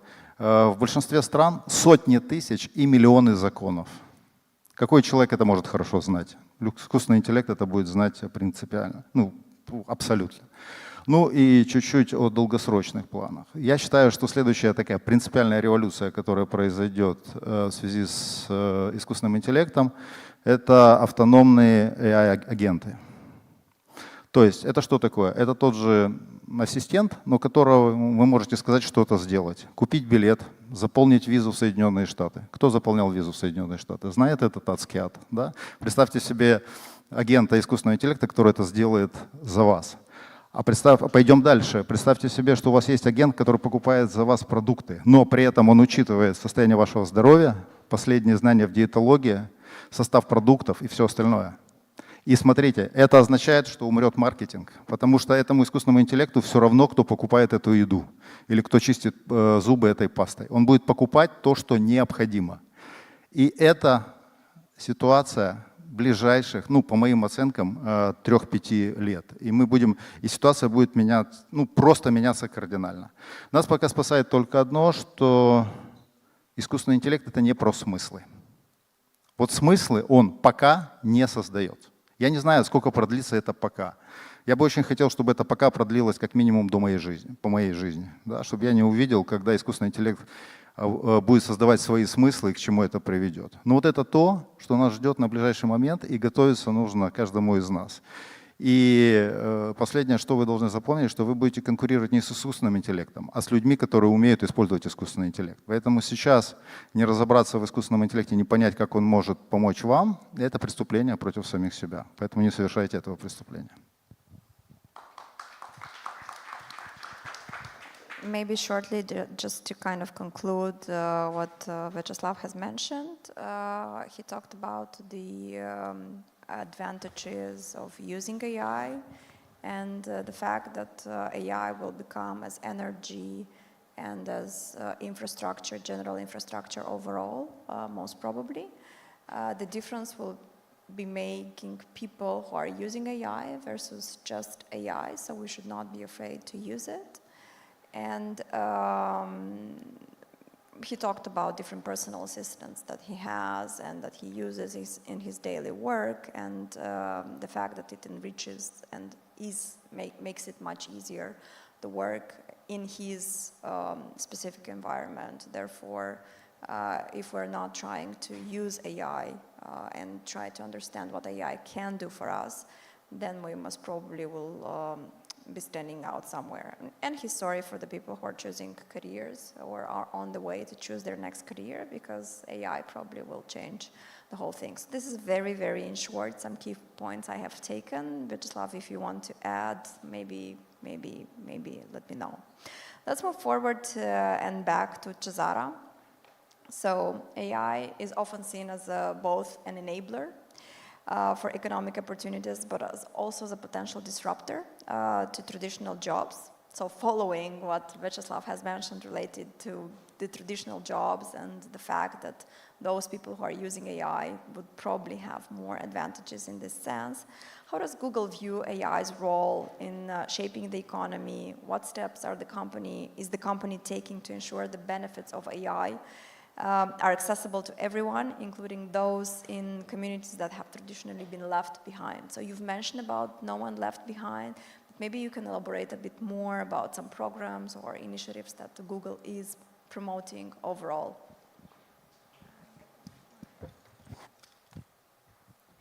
Yes, thank you. I think what we've been focusing for the past years and generally is to make sure that people can catch up with technology and can understand the benefits, be it in terms of businesses or society and governments alike. We've deployed worldwide one program that is called Grow with Google, in which we offer training to SMBs, to people. This is accessible online and people can get certifications in digital marketing traditionally or programming, and now it's also available for AI courses so that people can understand, can learn. This has been taught in schools. It's a part of us bringing to the community the knowledge that they need, making sure that we bridge the skills gap, and we train a lot of people in IT and in AI. One project that I'm particularly proud of is that we managed to secure a partnership in Romania with the National Institute of Administration that is now having a partnership with the Chancellery in Moldova. So we are offering training courses in AI and cybersecurity to the public officials in Romania and Moldova, that they can access freely and free of charge, so that they can remain up to date to the newest technologies. And in terms of economic opportunity, we worked recently, we launched earlier this year in the spring, a report of the impact on the adoption of generative AI for the CE region, to see how we can evolve together, what is the potential. So for the whole region is around $100 million if we bring together the potential that AI can put forward. And just to give you a more practical example on how this can be translated in practice, I'd share a case that happened in Romania recently. We worked with the Ministry of Environment, offering them cloud AI solutions so that they could follow the illegal wood logging. So in Romania, foresters that need to go outside the woods to take forest out trees, they need to basically take a picture of the logging and to upload it on a app of the ministry. And they will say how much wood that they've taken from the forest, and automatically someone will process that information and will issue them the pass so that they can leave the forest. Otherwise, they're not allowed to leave the forest. And we've been contacted by the Ministry of Environment because they were under such a huge amount of work. The people working at the ministry had to review manually each photo everyone took from the forest and to make sure that they could calculate the amount of wood logging that they would take out of the woods. And sometimes you can imagine that they were trying to surpass the legal requirements. They were taking photos of another phone with the logging, and it could be seen in the picture that is a photo of another phone. So basically, using cloud AI solutions, the ministry put in place a public program that is now prohibiting deforestation, illegal deforestation, and is so successful that they managed to issue already fines of 700,000 euros. And of course to protect the forests in Romania, and there have been a massive amount of tree that they managed to secure and to make sure that this is not stole from the woods. This is just one small example about how we can use technology in the benefit of the population, of the society, and generally working with the public administration, because besides commercial and in the private sector, it's always much more difficult to make sure that you can implement and you can bring expertise and knowledge to the public sector. And we are very much eager to do that, to expand the programs, to build studies and cases that are relevant. And just to mention, because how AI is actually contributing for our societal well-being, you know that we had in our region recent floods. Just now, even in Moldova a few days ago, and in Romania, in other countries, we put together a Flood Hub, it's called. It's a tool that uses AI, and it manages to predict where floods are going to happen, and they can announce the population so they leave the cities, of course, if they want to do, but it's a warning that they receive before it actually happens, just using AI tools and data imagery. So it's basically, it saves lives, not to mention what we can do in predicting or detecting early stages of cancer and in healthcare.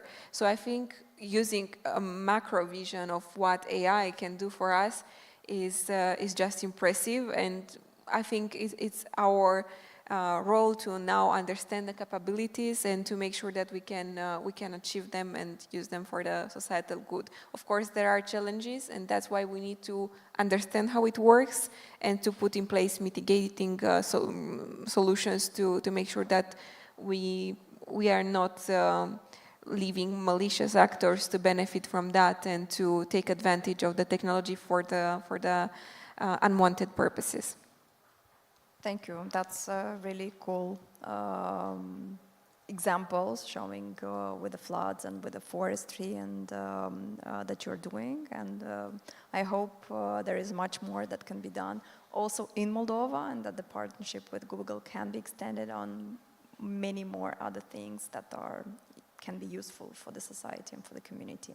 Let's move to Victor. Any cooperation or any big project is usually done in cooperation between the government, big tech companies, academia, and civil society. What is the opinion of Orange, Moldova, and how do you see yourselves involved in this process? What examples of successful collaboration can you bring up? Yeah, I believe that cooperation between the government sector and private sector, this is a cumbersome moment, because without that cooperation, it will be very difficult to move on. The new technology, first of all, it's very disruptive. Second one, it requires significant investment to adopt it. And the third, it requires a lot of newly skilled personnel, which is pretty difficult now to source on the market. Therefore, I believe only this mix between public and private sector can work. Going back to use cases which were deployed, we are offering active support and participation in the government developments towards data, towards digital, towards AI since 2017. We've partnered for several hackathons and mobility projects in order to make use of data for identifying development opportunities, trends.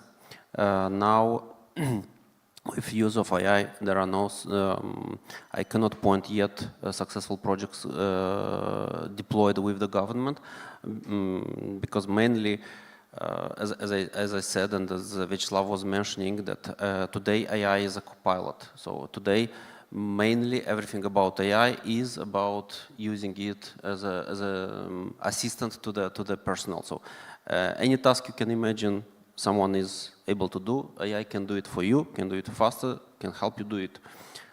So the next phase would be to really wait for those unassisted pilots. And I believe here both private companies and state have a crucial role to play.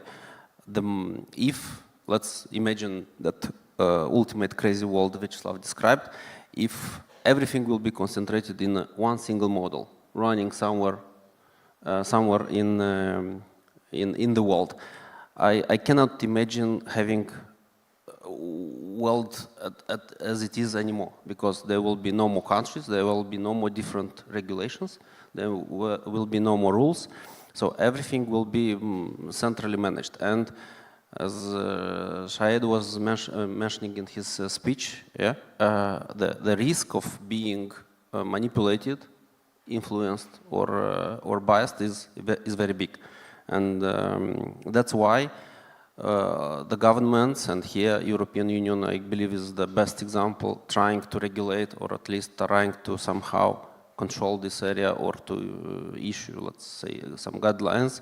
It's a very good example. That's a pity that other big tech players in this area are not doing that. So government and responsible private companies who are developing use cases and products based on AI are basically the key how we can secure a very bright future, combining AI with augmenting our world, not replacing humans. Thank you.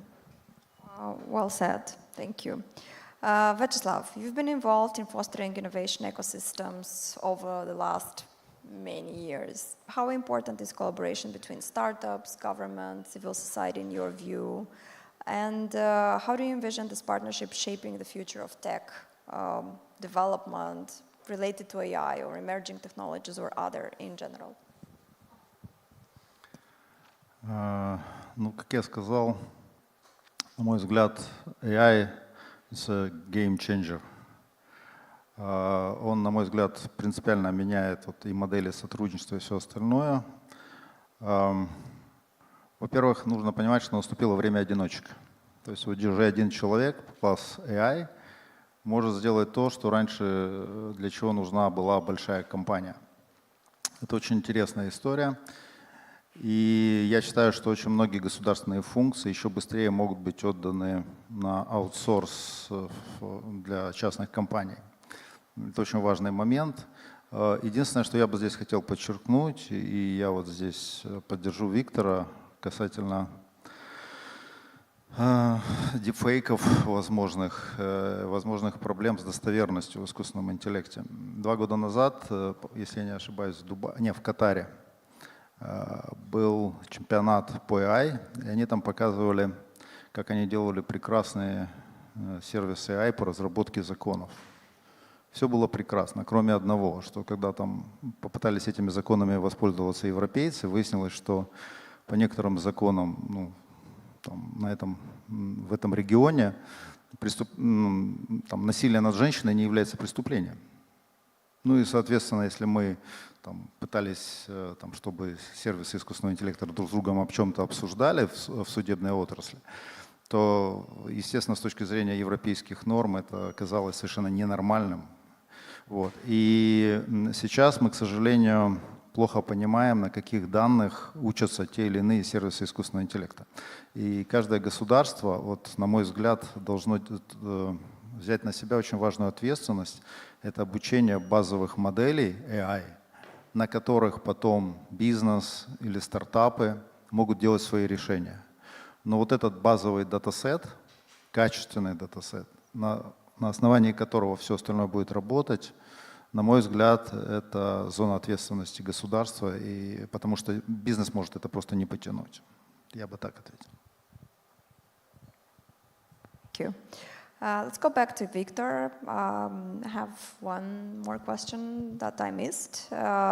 So telecommunications is a critical enabler of digital services. How do you see the rise of 5G and the use of 5G and the development of emerging technologies reshaping the telecom industry and the adjacent ones? Anything to say here? Because we're talking about AI, but can AI be valid without the critical infrastructure that actually is also very well developed now, or getting there? Yeah, when thinking about 5G and AI, we are happy that we control 5G, because connectivity and electricity would be the two main sources which AI will require to work. So here's the last touch points where humans still can defend against AI in a futuristic, let's say, ultimate scenario. Well, 5G, as I said, is indeed an enabler for AI, because AI requires a lot of computing power. And the way we build the infrastructure, the way we'll build the connectivity will basically enable the future development of AI models. It's when looking at this B2C use cases, when we are chatting with and having fun with AI, when we are receiving some prompts, everything works well with this kind of central infrastructure. But when we try to put AI at real work and engage it into corporate processes, into production processes, we require a different infrastructure. And here, definitely 5G with higher speed and lower latency will be the enabler for new use cases. At this time, I don't know if AI yet is at that stage that 5G is a key enabler, but for the whole telecom industry, we have a lot of digital technologies yet to be adopted. And here I'm speaking not only about us as Eurasia region, but Europe as well, as a continent. We are lacking a lot of digital processes at governmental levels, at corporate levels. But even countries like US, yeah, they have some tremendous tech giants, and they have tremendous global products, but when looking at all the processes all the way down to the citizen, it's not yet digital. So I believe that there is, for at least next 3-5 years, there is a lot of development in this area with the use of 5G and new telecom technologies as a support. Thank you. So Cezara, as one of the biggest tech players in the world, and we've seen at one of our last conferences when one of your colleagues, Lavinia, was presenting medicine, AI in medicine. You mentioned now AI in forestry. We know there is AI in education. What shall we expect more, and how will the world look like with the use of AI? I don't know, will there be robots replacing us? Will we have each of us a robot dog coming with us? Will there be what? What should we be afraid of or not in the future? Well, if I say the sky is the limit, would you agree with me? I don't know exactly where can we get with the, not just the amount of technology, but the superpower that it has to navigate all the complex computing power calculations that we're having. But the advancement that it can promote is absolutely phenomenal, and I think we can only reach the tip of the iceberg in terms of understanding what what this technology is capable of, and we are even more and more closer to artificial general intelligence that many of us have probably heard about. So I think we have a tremendous potential to use AI for the benefit of society, but of course understanding what are the perils, what are the opportunities, working together in so many aspects, as you said, in the future of work and education. I think it's one thing to also understand when AI is helping us and when our human cognitive capabilities are needed, so in terms of assessing the result of an output that is brought forward by technology, or just to understand that AI is not there just to make our homeworks and get us the easy way for tasks and other things, but to understand how to use it more meaningfully and where we can unleash our creativity and the personal traits that we have. So I think it's such a challenge for the future years, but at the same time is exciting to live in a moment in time when we can see all the technology developing, booming, and we can be part of that and together to shape it for the world that we want to be part of. Thank you. I like the word creativity. That's probably going to make the difference and much more around it when it comes to humans and AI, or humans powered by AI, or vice versa. And last but not least question, Vyacheslav, maybe you have some particular applications, projects, trendy things that you would recommend everybody to look for and go for it and try it just from the perspective of AI and not only. So what should we stay with our eyes on it? Если здесь есть родители, то прежде всего я хочу порекомендовать те чат-боты, которые я сделал для всех школьников Молдовы. Мы сделали чат-боты на русском, румынском языках по всем 9-12 класс. То есть вы можете ими воспользоваться, это очень удобно. Кстати, я там иногда сам, когда забываю физику, а мне нужно там по моей деятельности математику, я ими пользуюсь, очень хорошо все объясняет. Но в принципе так, если говорить серьезно, то я считаю, что каждый из нас должен себе выбрать сервис типа чата GPT и в нем очень хорошо разобраться. Потому что на сегодняшний день это инструментарий, который вы можете идеально подстроить под себя и который кратно повысит вашу эффективность. Вот я посчитал, что я в среднем чатом GPT пользуюсь где-то час в день, час-полтора в день. Я посчитал, моя эффективность повысилась, я специально там взял месяц и я отслеживал все, в 2,8 раза, то есть почти в 3 раза. Ну, я думаю, каждый из вас захотел бы некое повышение вот такой эффективности. Поэтому вот это используйте. А дальше все очень просто. Вот берете вашу деятельность, смотрите, какие вы бизнес-процессы у вас есть, и набираете в Гугле там based AI services for, там, я не знаю, for sales, бла-бла-бла и так далее. Вы точно найдете классные сервисы именно для вашей области, для вашей отрасли. Я вот в консультациях, которые у меня есть, я обычно всегда так рекомендую, и это реально помогает как людям отдельным, так и компаниям. And Victor, the best B2B maybe service that we should all be with the eyes on, and that's where we like AI or something that you would like to recommend. I know it can be an orange service or not, or something else. As I Except said, phones. Except what? Except phones.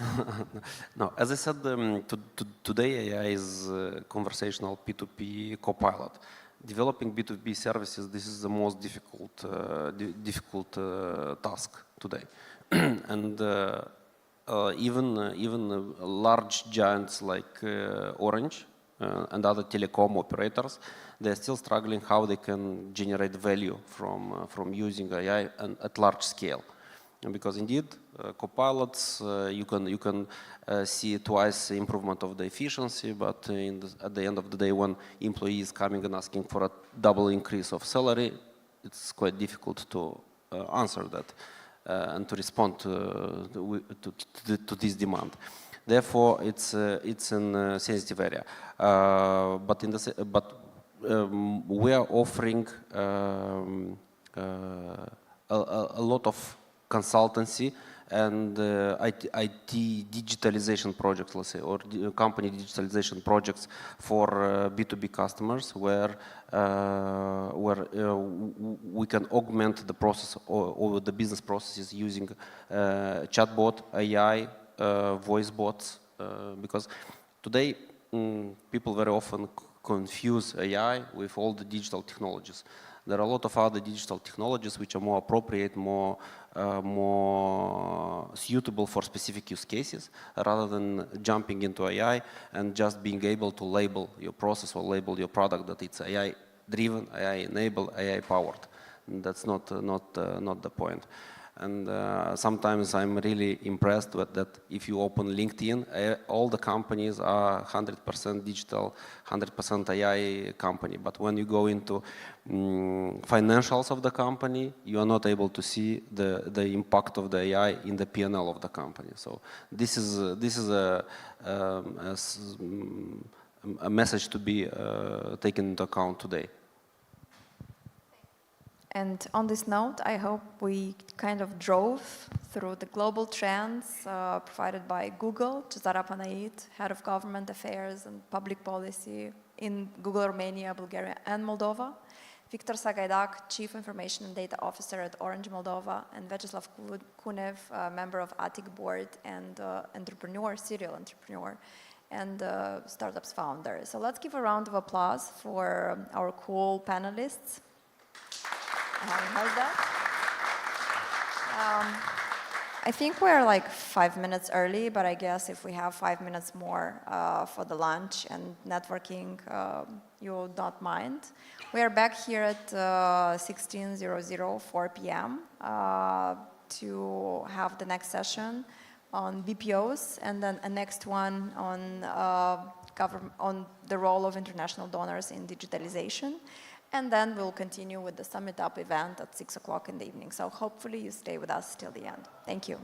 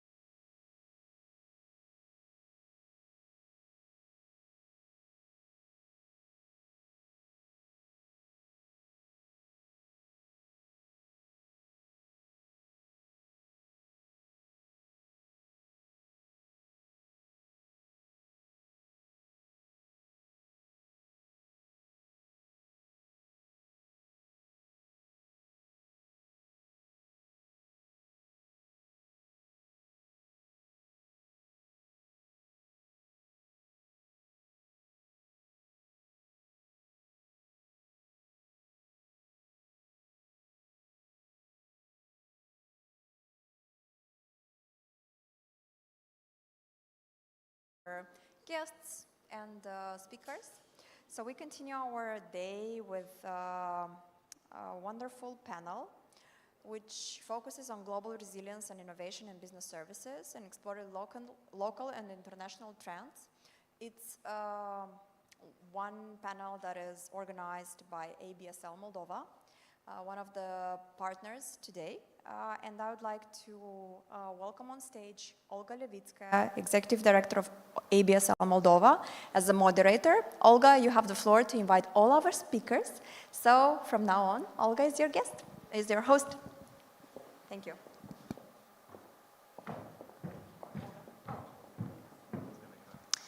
Good afternoon, dear friends, dear guests. I'm happy to share this panel with you. And I can promise you that today we will, I hope we will present to you a lot of interesting things. So from the beginning, I would like to agree with one of a very famous journalists saying that we are all living in the history textbook, actually.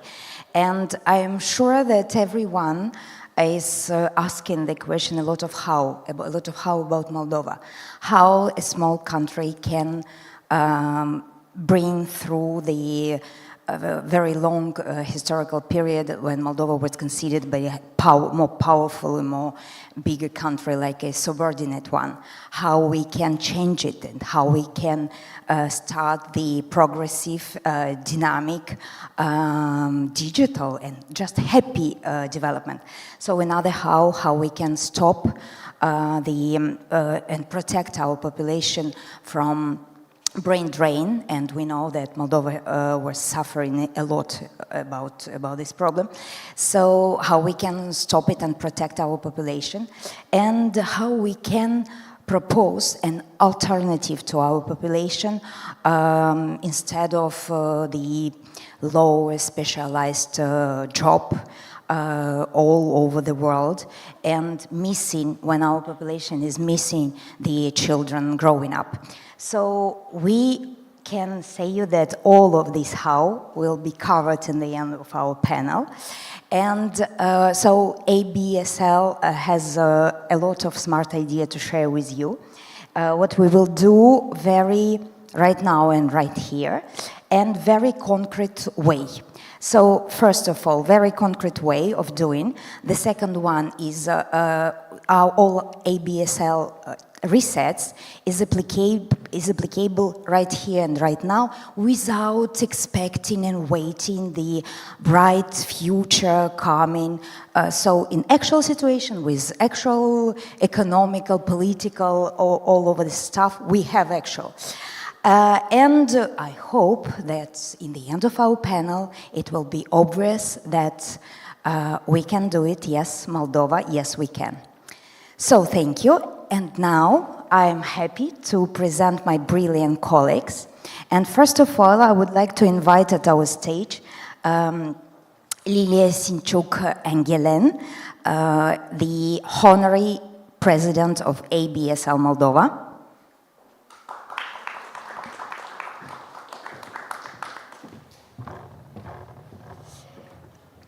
So our foreign guest, Andrew Robel, founder partner of Emerging Europe.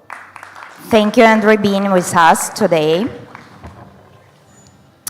Alexandru Canter, Head of Investment Promotion Department at Invest Moldova Agency. And Daniela Vico, Country Manager at HSRs. So now I'm happy to pass word to Lilia, and Lilia will launch our panel sharing with us the local trends and industry resilience. Thank you, Olga. Good afternoon, dear friends of Moldova. Good afternoon, guest, business community. The representative of the state, and thank you to be with Moldova, and thank you to support the growth of Moldova. Today, I want to share, first of all, regarding ABSL. ABSL International, it's an international structure. It's one of the leading, actually, NGO in Europe. It's representing a lot of sectors, and it's present in a lot of countries. Okay, as all the association, we have targets, and one of them is, of course, advocacy. I will share after that already more detailed information. Our slogan is accelerating growth, building sector expertise, and sharing global values.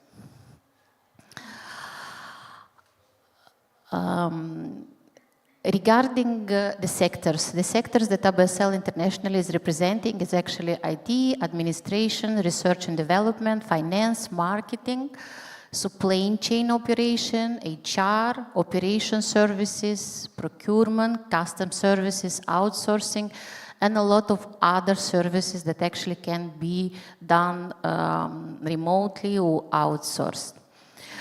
Regarding the country in which, regarding the business service in Europe, according all the analytic reports that we have from our colleagues, we are sure that we can, till 2007, have about 200 million people in this sector. And this is important to mention that a big part of them, it's in the knowledge-intensive sector.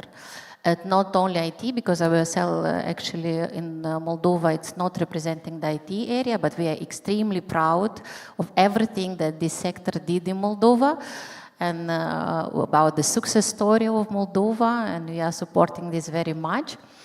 But beside this, the sectors that are, beside this, we have a lot of other sectors that are covered, and according all the analytics, about 70% of the jobs, actually, they are creating and everything out of IT, because not everybody has the capacity to do this, and the diversity of the sector, of the areas that can be covered in HR and finance and custom care, etc. It's enormous and it's always growing. And actually the business services are covering every industry, because all the industry have something to outsource, and especially I will talk a little bit later about the concept of what is happening actually in the crisis with the outsource industry. Here you can see the country. Moldova joined the ABSL in 2021. We are really welcoming everybody to join ABSL. You can have more information in absl.md and see all our targets, networking events. Regarding advocacy, for us it's important, not only advocacy, but all our actions. It's important, as Olga mentioned, to keep the people home. And of course, the business service sector, it's one of the opportunity actually to employ people practically after the high school, or mothers that want to have a part-time job, or people in the region, and not only, to stay in Moldova with a very high salary, and not only in Moldova or in Chisinau, but also in the region, also at home, near the parents. And this is extremely motivating for us, for ABSL Moldova, because now, according to the statistic, we have about 200 people per day that are leaving the country. And I think the business service sector is the crucial and a very important sector that can give the solution, because the youth, it's not so orientated to work hard work, not physically work, put it that way, in the industry or maybe in agriculture. As I mentioned, not everybody have the ability to work in IT. And like this, the big diversity of everything that can be outsourced or done remotely, it's a great opportunity. And we have huge example. For example, only from US diaspora, we have more than 1,000 jobs created in Moldova. And after the pandemic, they understood more that everything that be done remotely in US or Italy or Ireland can be done also in Moldova. And with a better fiscal system, actually one of the best in European continent, but I will not steal the bread of our state representative. And that is very important, and actually this is the message. And also the message that the outsource industry was born in the US, and we have the perception that a lot of people are seeing more like a student job, but okay, our colleagues will also talk about this, but it's an industry that can really employ people from high school or after the university till the, I don't know, the end of the career, and give a very, very, very good opportunity. And according to the economical expert studies done in Moldova, at least the salaries in our industry at least are 50% higher, but usually 2-3 times higher than the medium on the economy. Those are, okay, the countries. And what about ABSL in general, and not only ABSL, but business service sector? We are very, very happy to have the great support of our state institution and our government and Prime Minister and the Minister of Economy, that they are really supporting this industry. And all the beautiful example that we have already now, and we are also working a lot of diaspora. For example, with ABSL, we have 4 workshops per year in order to try to implement with Dia Jobs or Dia Business or somebody that want to be employed in Moldova, or somebody that we can create a better business in Moldova, and a lot of other beautiful initiative. Like this, I think that if you want to be closer to your parents or you want to see the youth home, please become a fan of business service sector. Thank you. If I can ask you something, thank you very much, Andrea. Could you please explain, it was very interesting, even if I know something, but it was, again, I was more proud to be a part of this. Could you please describe in a couple of words ABSL Moldova role in all of this? ABSL Moldova, because it's a part of international organization, it's extremely important in order to make this common force, because the industry is very diversified. And the role of the ABSL is to put all these sectors together, that they can see each other as an industry. And also to promote this industry as a potential job, as an interesting job, as a well-paid job, as a long-term job, and of course to support our members and to support the entrepreneurs, because a lot of people that are working in international companies, they can create after that their own startups, because it's an easy startup to be created.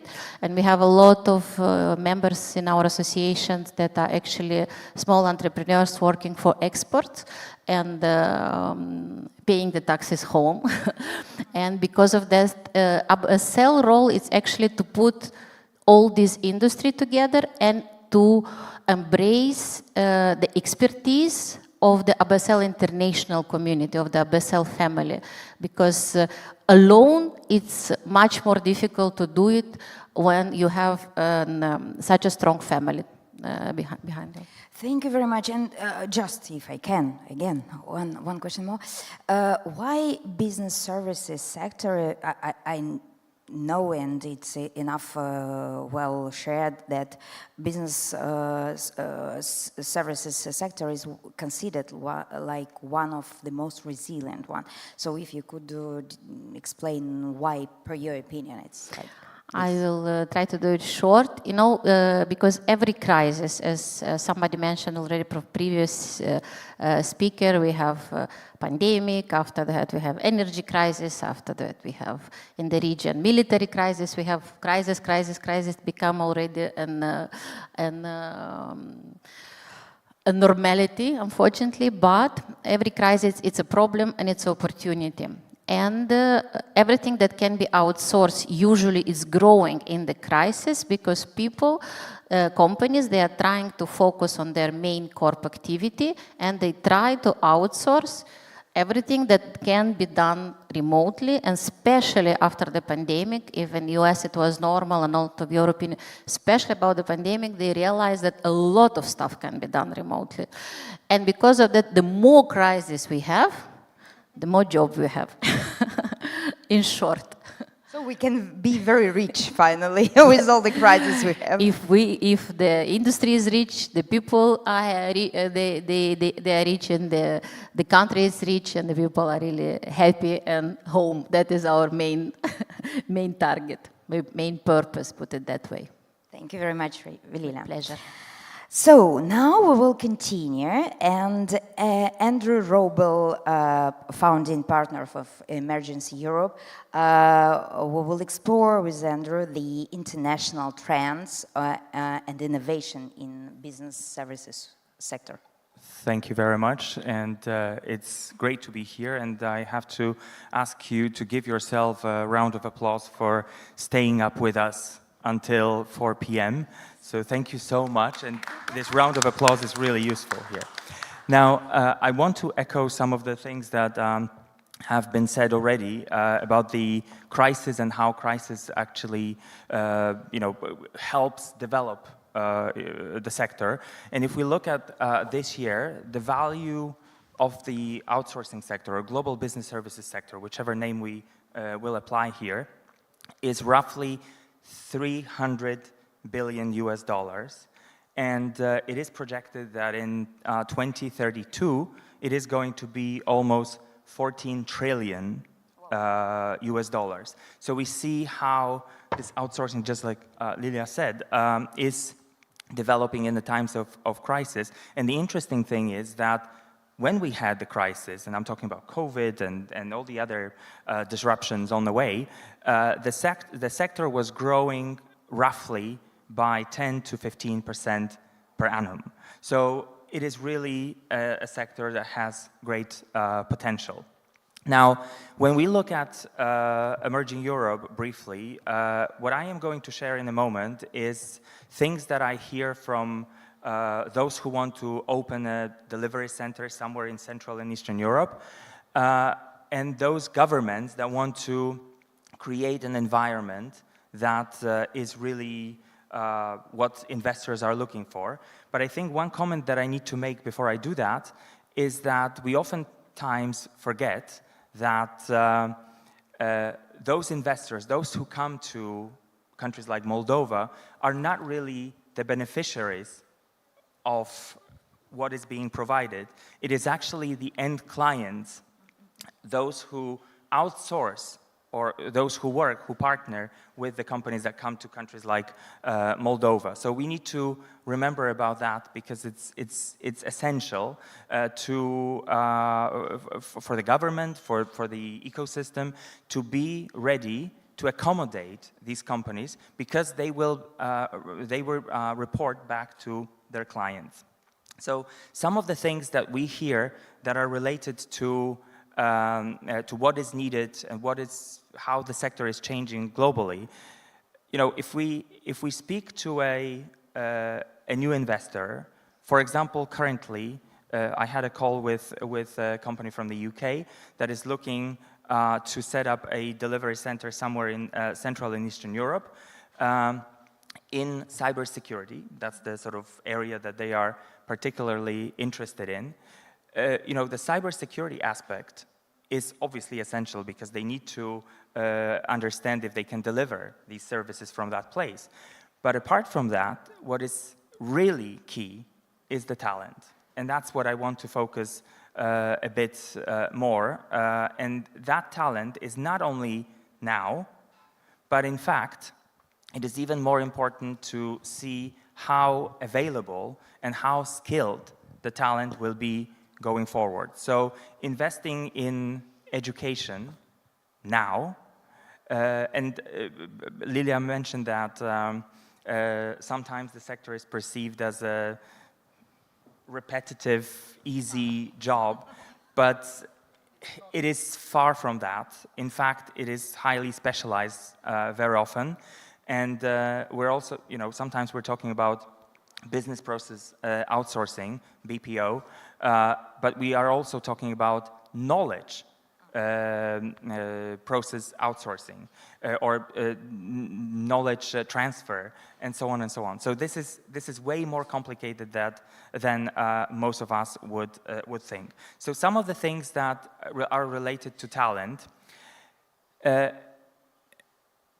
One of the questions that we often get is related to languages, and if people who we want to potentially employ in the organization speak English, it is nothing extraordinary anymore.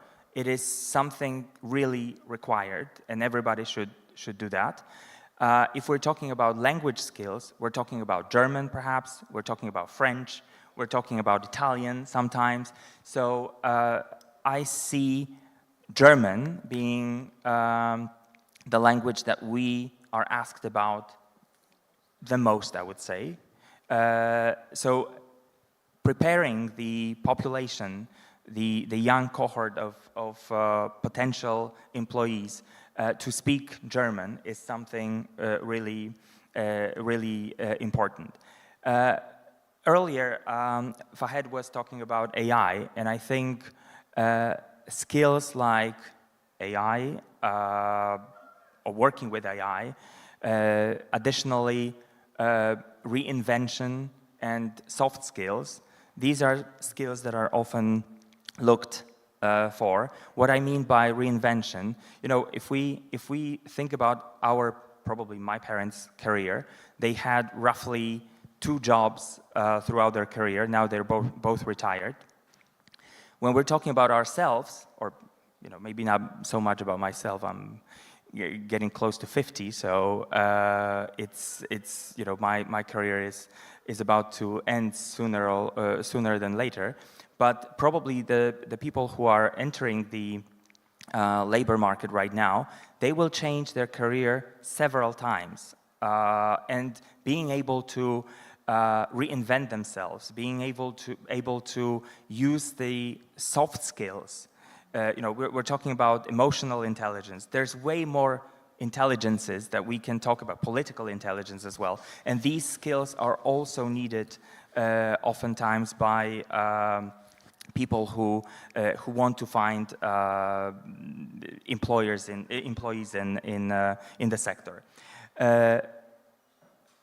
I think I mentioned the skills. Okay, one other thing that we hear very often is anything related to sustainability and ESG. I don't know how many of you know what ESG stands for. I don't know. Okay. Perfect, fantastic. So this is something that investors are also looking for, especially with this big drive for diversity and inclusion, things like that, and we need to be prepared for that as well. But there's also European law that is coming just next year that will require about, if I'm not mistaken, about 50,000 companies across the EU to publish reports related to their ESG activities. So all these requirements from those who will outsource somewhere will be passed on to the companies that provide these services. So this is also something that needs to be remembered about. Now, I mentioned a cybersecurity company. We are at the moment we are actually looking for several companies. Actually one, but we're speaking with several companies, several providers of IT services, and we had a pitch from a company from Macedonia, and there was a list of requirements, a very detailed brief, and one of the things that they came back to us was a contingency plan or a disruption, anti-disruption plan. So they weren't really familiar with what they need to be prepared for to continue providing services when something happens. And as we know, there's more disruption happening now than ever, and there will be even more happening. If we look at Ukraine right now, some companies have 3 power generators, 3 internet providers. This is the business continuity plan that we are actually talking about. The last thing that I wanted to ask you about is, how many of you have ever heard the concept of impact sourcing? Oh, one person, okay. Okay, so this is also something that is becoming extremely popular among companies that want to outsource. And impact sourcing is related to employing people from less privileged communities. And we're not talking about, because sometimes, and this is the misconception around impact sourcing is often linked to places like Africa, or, this cannot be more false. In fact, we have communities like that all over the place, in the UK, in the US, veterans sometimes, for example, now in Ukraine, but also in the US, can be underprivileged single mothers, for example. And what I can say from what I have seen across different countries that have implemented the rules, this format, I can see that these employees have become way more loyal and want to contribute to the success of the company. So in countries of Central and Eastern Europe, I oftentimes bring the idea of impact sourcing, because I think that this can make a huge difference here. So these are the trends. Happy to talk about other things if you are interested. I will be staying here a little bit longer, so happy to answer questions. Andrew, would you like to have a question? Sure. Okay, we will wait your question. I have one. It was very interesting, this global picture, Andrew. Thank you very much. Thank you. We are Moldavian, and every time we ask ourselves, okay, and Moldova in this global picture? Well, I think I mentioned one thing related to German. I think, if you look at, I posted something on LinkedIn before coming here, and there were 2 questions about what Moldova can offer, and one question was related to German. So how fast are we able to scale with German in Moldova? So I think looking at this language, considering the proximity to the German markets, I think that is something that I would look into. And the other thing, I would definitely look at impact sourcing. And, we are in Chisinau right now, but in fact, you have plenty of other places across the country where global business services can actually be implemented and used and provided from. So these are the 2 things that I would point out to. Thank you very much. Thank you very much. Any questions? Okay, so we continue. And I'm happy to go to Alexandru Cantor, Head of Investment Promotion Department at Invest Moldova Agency.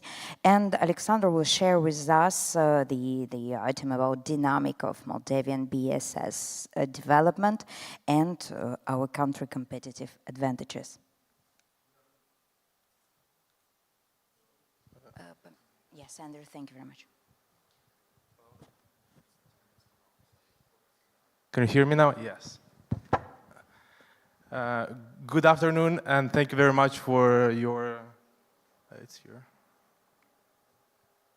Okay. Okay. Yeah. Good afternoon one more time, and thank you very much for your invitation. I'd like first, as Andrew mentioned, thank you very much for being here. Even though it's 4 o'clock, there are a lot of people in this room, and this means that there's a real interest about BPO services in our country. And in line with this idea, I will just want to briefly say that BPO services in the Republic of Moldova not only influences the economy, but it also influences and has an impact for the business services growth in the world. BSS is a vital pillar for companies around the world. First of all, because we're talking also about companies overall who are looking forward to increase their efficiency, lower the costs, and focus mainly on the core of their businesses. And taking into account the competitive advantage and the importance and the, focus on the, wherever this is business services, support customer services, IT services, financial services, transportation, logistics, it's very important for them to be more competitive today and be more agile in the world where many everyday companies are opening and they're being more and more chasing one of each other.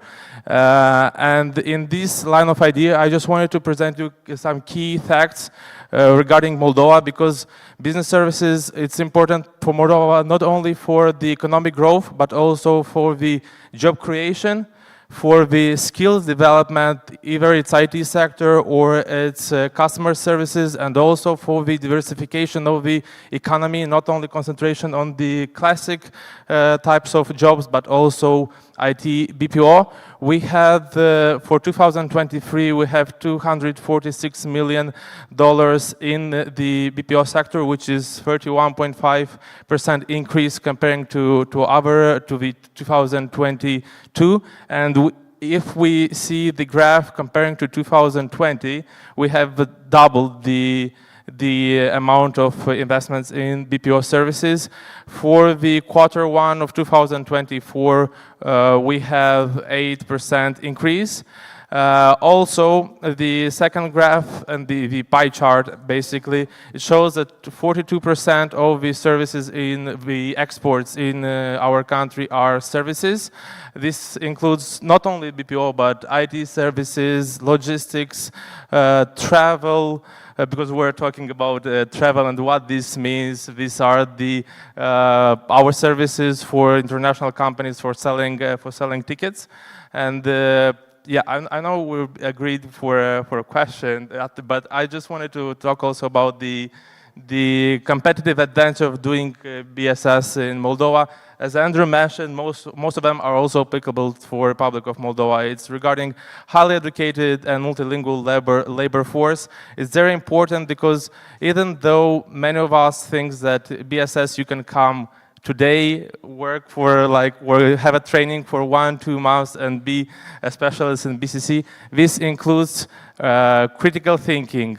This includes language skills. We have in BSS more than 14 languages working. So this is great, and this means that we are well educated in this service, and you need a background to be in this area.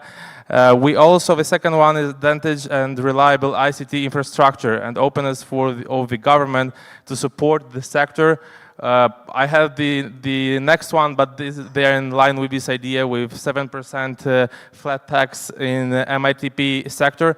And moreover, taking into account that BPO sector was included now in MITP, I think this will have an impact and growth for the sector, because many of us, even though they were not declared, they were working in the BPO services.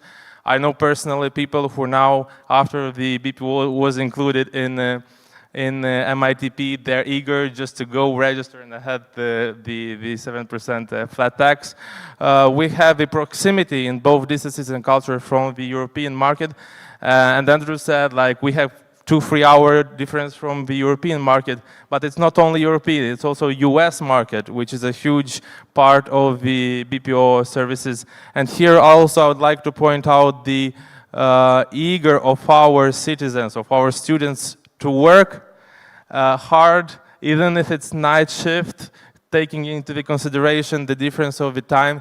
They are looking forward to work more and more. And a long time ago, I was also part of BPO, and I know how this works. And this is really, it's like a positive drug of doing this. And also lower operational costs also is very, very important for businesses around the world. That's why they're coming here to Moldova to lower their costs in a way, but also improving the BPO sector and bringing money here, paying taxes here, and developing our economy too. So yeah, this is, yeah, briefly, maybe if you have a question. Sure, for sure. If we could go for the second slide, please. You know, in my past, I was an auditor, so the figures always provoke my curiosity. So if we compare, for example, 246 million of dollar with our gross development product, it's about 1.5%, something about like this. Yeah. How you consider this figure comparing the GDP? Yes, in a way you're right, but on the other side, if you see the chart, it's growing every year. So taking into account 2020 being 126 million, today is doubled. And again, going back to the fact that right now BPO and companies are looking forward to externalize more and more their services, to concentrate on their core businesses and get more competitive advantage in their field. This, I guess, will go up and up, and the sector will increase more and more. And again, being also now part of the MITP park and with a flat 7% tax, this will have an influence. So the potential is huge, yeah. And not only the potential, the figures we are watching now demonstrate that we are already exploring this potential. Yes, you're right. And before that, we can give, I don't want to give the name of the company, but we at Invest Moldova working with IT and BPO companies coming to us looking for the perspectives of Moldova. We have a person especially on IT and BPO focused, and having negotiations with them, providing the salaries, average salaries of Moldova, the competitive advantage of the country. And we have every month 2-3 companies looking for that, and they are coming and coming to Moldova. So the trend is really, really positive on that. Thank you very much, Alex. Thank you. So we go through, and now Daniela Vical will share with us. Daniela is a country manager of HSers, and Daniela will share with us the success story of HSers. Good afternoon, everyone. Olga, thank you for the introduction. So indeed, here I'm representing ESS organization, and mainly I will speak about our office in Chisinau today. If I will be able to move the slides. Okay, and if I go back a little bit. Okay, so for those who don't know yet, ESS is a Belgian transportation company. So we are founded in Belgium in 1928, very long time ago. So this means we are a company with a history already, and also with already a big presence on the European market. Some corporate figures about us. So our organization has a revenue of 1.1 billion of euros. We have more than 7,000 employees in more than 18 countries, and one of these countries is Moldova as well. We have also our own warehouses, so this means we have more than 1,300,000 square meters of warehouses where we can give the goods of our customers. And as well, we have our own trucks, more than 1,400, our own trailers, more than 4,000. We have safe box, ISO tanks. So all these numbers show the fact that our company is focused on the transportation of different kinds of goods, be it chemicals goods, pharmaceutical goods, high security goods, goods for infrastructure, so on and so forth. Okay, but the question is, what do we do in Moldova, right? That's the question we have to answer today. In Moldova, we are a shared service center. So before I move on, I want all us to align what a shared service center stands for. This is the definition ChatGPT gave to me. So I will share the definition with you. a shared service center is a centralized unit within an organization that provides services to different departments of a company. So in my way of speaking, with my words, ESRs in Moldova is an entity created inside ESR's organization providing services for all departments in Belgium. So mainly our internal customers are our main customers and the single ones. So we are working for our head office from Belgium. So what does this mean? ADPC, like a shared service center, this is the fiscal name in Moldova, is a data processing center. We have two main customers in Belgium. We have transportation business units from Belgium, and here I'm speaking about the pharmaceutical business unit, chemical one, infra one. So we provide services for all the transportation business units, services like order management, customer care, forwarding, invoicing. And the other are one of the biggest also internal customer are the support units, finance and HR. And for finance and HR, we do provide services like accounting and like payroll. So mainly 80% of our employees, they are working for transportation business units, and only 20% they are focused on the support units for our head office from Belgium. Okay, how are we organized in a shared service center? So and here you have the slide of our leadership team. So our organization in Moldova is divided per functional stream. So this means we have the first department, order management one, led by Valeria. Valeria is working for us 7 years. We have the customer care and payroll department, led by Ludmila Zaharko. She's working for us 10 years already. And we have the last functional stream, the last department, invoicing and accountancy, like the manager, Alexandru Shevchenko, working for us 9 years. So what does bring to us if we divide the operations by functional stream? So first of all, we have control over the quality. Secondly, of course, you centralize all the expertise of your people. You can work also on the standardization of the services. It's easier for us to report all the metrics that we have. And as well, we can have a better and effective collaboration with our stakeholders. So as you see, all the members of our leadership team, they have quite long seniority within our office in Chisinau. And for the business service sector, I mean, this number, I mean, like 4 years, 9 years, this means a lot. Our colleagues who have similar jobs like mine know what I'm speaking about in the human resources sector especially. So Adriana is our youngest team member. She's working for us 1 year. But together, all our leadership team members, so we counted and we summed up how many working years of experience we have, and we have 95 together years of working experience together. So within our organization, we are really focused on the internal mobility. So when we have a position of a team coordinator, of a team manager, of course, first we will look internally and then we will look externally. But in generally speaking, all our team coordinators, all our team managers, also myself, we all started in operational positions first, and then we've been growing into leadership and management positions. Okay, looking back, so when did we start to operate in Moldova? Long ago, actually, we have quite already a long period in Moldova market as well. So we started in 2008 in Moldova, only with 2 employees at that time in a very small office. And now we are an organization of more than 100 employees. Operating in dual location setup, what does this mean?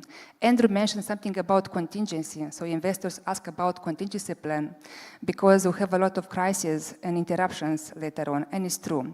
If you see here on the graph, look at the graph 2022, and there you see 97, it's a red bar, so this means this is represented by our office in Chisinau, EDPC 1. And you see 27 there, the number of our team members in Romania, Oradea. When the war started, 2022 with Ukraine, we had quite a huge panic in the company, like all the other organizations. So from one hand, we had our people who've been looking at us and just asking, what if the war would escalate in Moldova as well? So what do we do? They've been sharing with us intentions to leave the country. And on the other hand, we had our internal customers who've been also asking for contingency for our operations. So what we understood then, in 2022, is the fact that we don't have a contingency. So at that point in time, we didn't have a contingency for our core operations. So this means if the office in Moldova is not working, we block the entire operations in a huge transportation organization. That's why we decided to open another team there in our office in Oradea. And now we have 100 employees in Chisinau and 19, they are working in Oradea for our core processes. So in case something is happening, we have a BCP, we have a contingency for our people, for their inner state and for their feeling of being safe, but also for our internal customers. So mainly, we are a shared service center operating from 2022 in a dual location concept. With EDPC one, like I mentioned, something in Chisinau, so this means in Chisinau we have a full portfolio of services.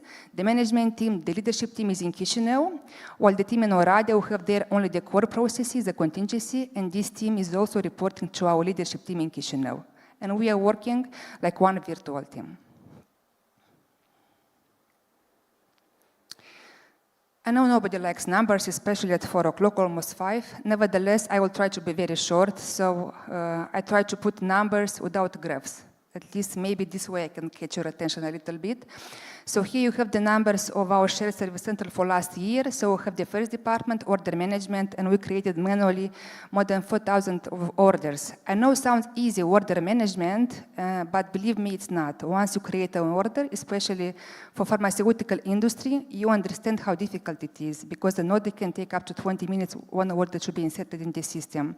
So we are the department that receives the orders from our customers, and after we enter the orders in the system, we have another team in Belgium who mainly is planning the trips. So our dispatching services is located in Belgium. So if we don't insert the orders in our system, so this means our planning department in Belgium cannot operate. That's how important are the operations that we do provide in our shared service center in Chisinau. Of course, we have customer care as well, and here you have the numbers. I will not, read them not to lose the time. For the pharmaceutical industry, also for chemicals industry as well, we follow up the shipments, we take care, not to have delays in pickup, in delivery as well. We do inform our customers proactively.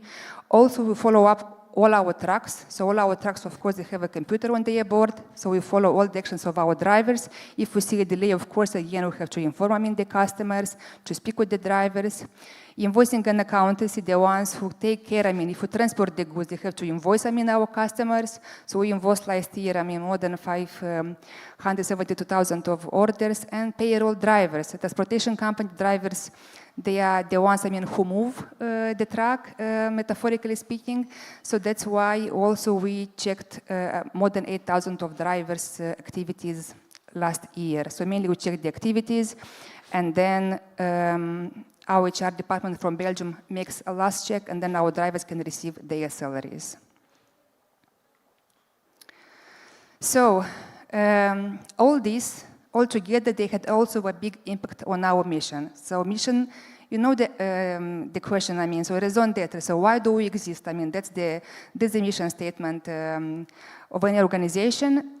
From a very small company with 2 people in 2028, performing repetitive tasks to create time for local business in Belgium to focus on their customers. EDPC, today, it's an organization of more than 100 of employees in a dual location concept, having a contingency plan, providing transport management services from order validation to invoicing in order to support the profitable growth in a customer intimate way. And if I am at the category success stories, because this was the topic of my presentation, and you would ask me which is the success ingredient, of course there are a lot: written procedures, standardization, optimizations, trainings, so on and so forth. But dear audience, the most important success ingredient from my point of view is the team. So every team member who comes every day in our office and provides work with high quality of the service to our internal customers, they are the secret. Because great things in business are never done by one person, they are done by a team of people. Thank you so much, Daniela, for such beautiful success story. I would like to ask you just the one question. So finally, you are the final person finishing our panel. So after all we hear today, could you please notify the formulaic group thinking idea that business services, it's like, let's say, repetitive, boring job? Is it finally myth or reality? Well, I think the success story of our organization tells the fact that it's a myth, not a reality. Nevertheless, I will try to give my point of view on this myth, because I don't like this statement at all. Our sector is not at all about repetitive work only. It's more than this. If you look in the past, because I was in this sector from the very beginning, and I've seen how it was growing and evolving. If you look back at 10, 15 years ago, then can be this was the case. Because every shared service center, when it starts to operate, you start by what? By transferring simple work. So this means simple but very big volume at a low cost. So 10, 15 years ago, this was the case. Repetitive work on a low cost, low human capital cost. If we look now, what do we have? Was also mentioning about you, Alexandru, about the low operational cost. Yes, we are lower, but not as cheap anymore as we've been. So what we have now, so we're becoming more and more expensive. That's why with all the AI trends, everything that could be standardized, automated already was, because our sector, as other sectors as well, they are focused on working smarter and not harder. That's why all the repetitive work already was optimized. Oh yes, digitalization, yes, indeed, as well. If we look in our organization, ASRs group-wise, of course, we are trying to follow the same trends. If I look in my organization, I'm representing in a DPC, then I can tell you that we are trying day by day to optimize our services. So we are really building every day the continuous improvement mindset. Small continuous improvements long-term lead to remarkable results. This is our philosophy in our shared service center. We even have a file where we log on, yes, in Excel, the improvement ideas. At the end of the month, we have a tombola. The best ideas, they receive a symbolistic gift as well. So we optimize what we can, nevertheless. Our organization has like a strategic customer intimacy. So this means we have as many exceptions as customers. That's why I will give you an example. Last year we started a project. The goal of the project was in the following way: to analyze possibilities of automation for our order management department. So this is one of our core services. We spent months of analyzing. We analyzed local providers who had magnificent tools based on AI and machine learning. We also analyzed suppliers from Romanian market as well. And after months of huge amount of work done by our team, our conclusion was we cannot automate because our processes are too complex. Why they are so complex? Because they require a lot of analytical thinking, a lot of experience from our people. That's why it's so important to be focused on your team and to keep them in your organization as well. So when we make, our calculations of the result of investment from a department of 35 plus employees, we could automate the work of 2 FTEs, 2 full-time employees.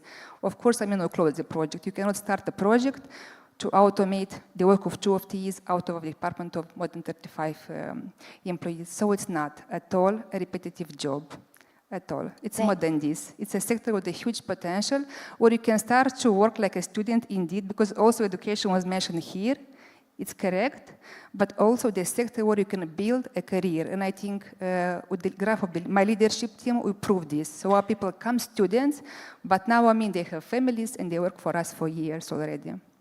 Thank you very much, Daniela. You're welcome. I didn't said you, but I'm a little bit medium, and now I'm feeling that Andrew will have some additional thing to share with us.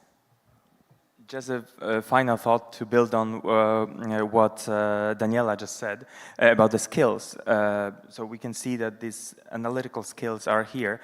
I just wanted to echo one report which we published alongside MITP earlier this year, where we talked about the IT skills. And one thought about Moldova, if you look at Central and Eastern Europe, at 23 countries that our organization covers, we have one country that is quite stellar when it comes to digital transformation, and I'm talking about Estonia for now.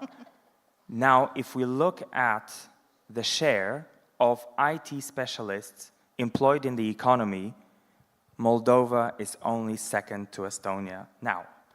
So I think that shows the potential and the skills that the country has to make use not only in the IT sector, but also in the global services sector. So that was my final thought that I wanted to share with you before we go. Okay, thank you. And Lila?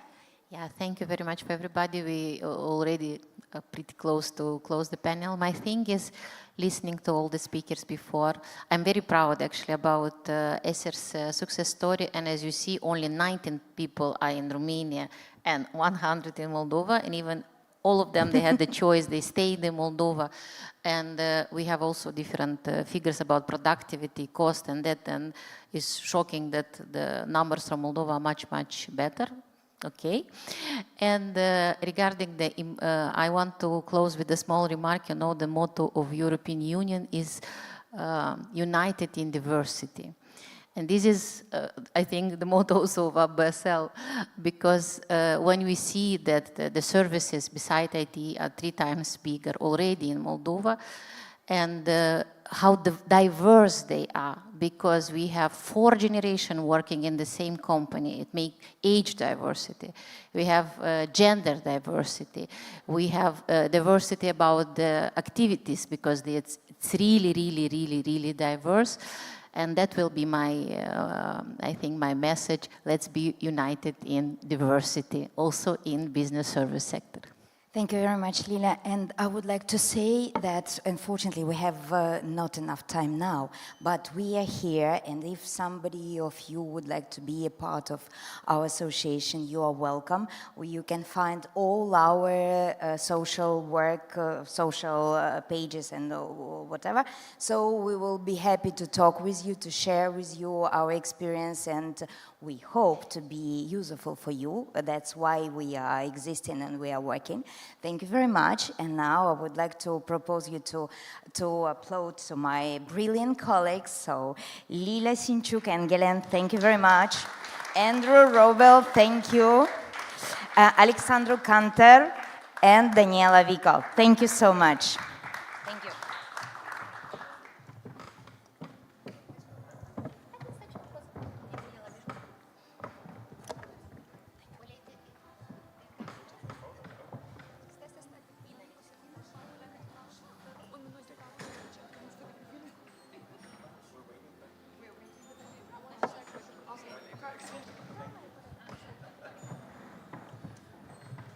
Cool. So thank you, Lilia, and the team.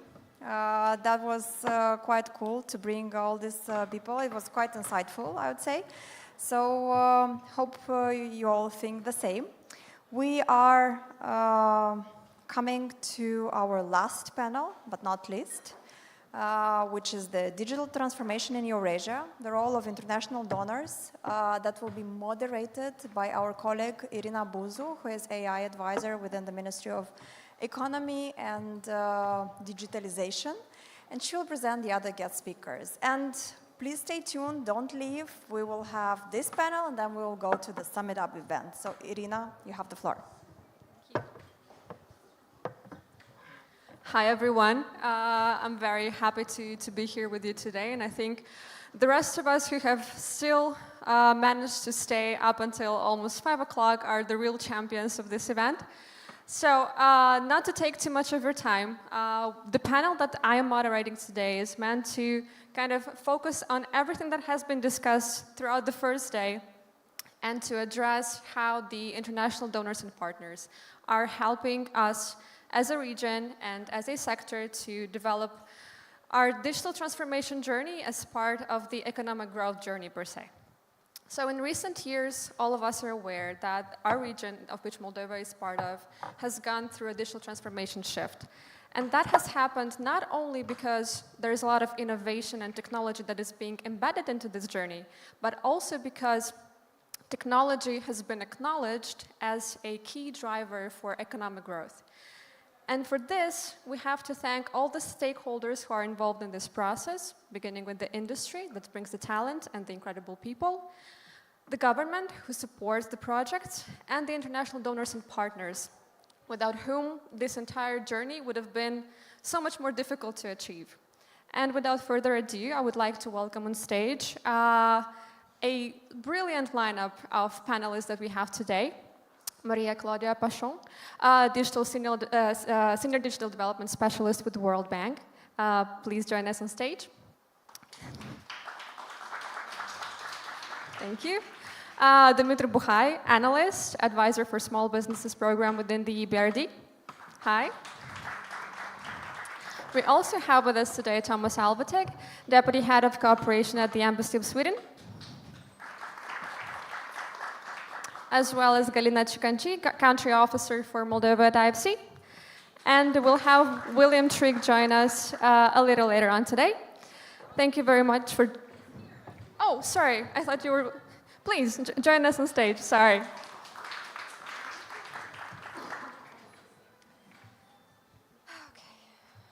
just a second.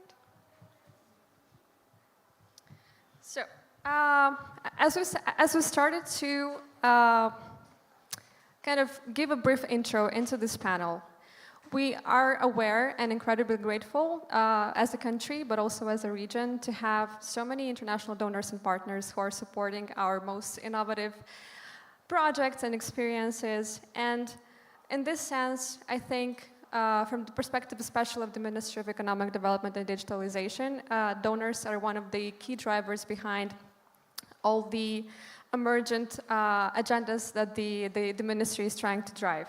And in this sense,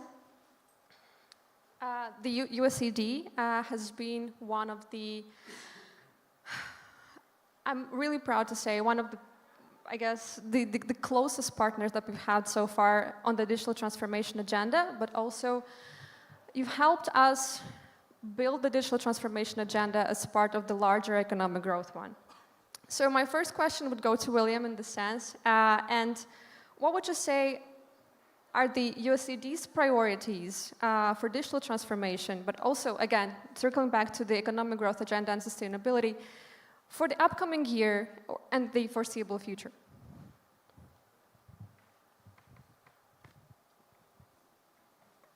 Beneziwa, thank you for that question. It is a great question. One I had to think about before my drive over here. And earlier today, and something we think about, quite frankly, every day at USAID. We make plans for this, and with our partners in Moldova here, frequently and often.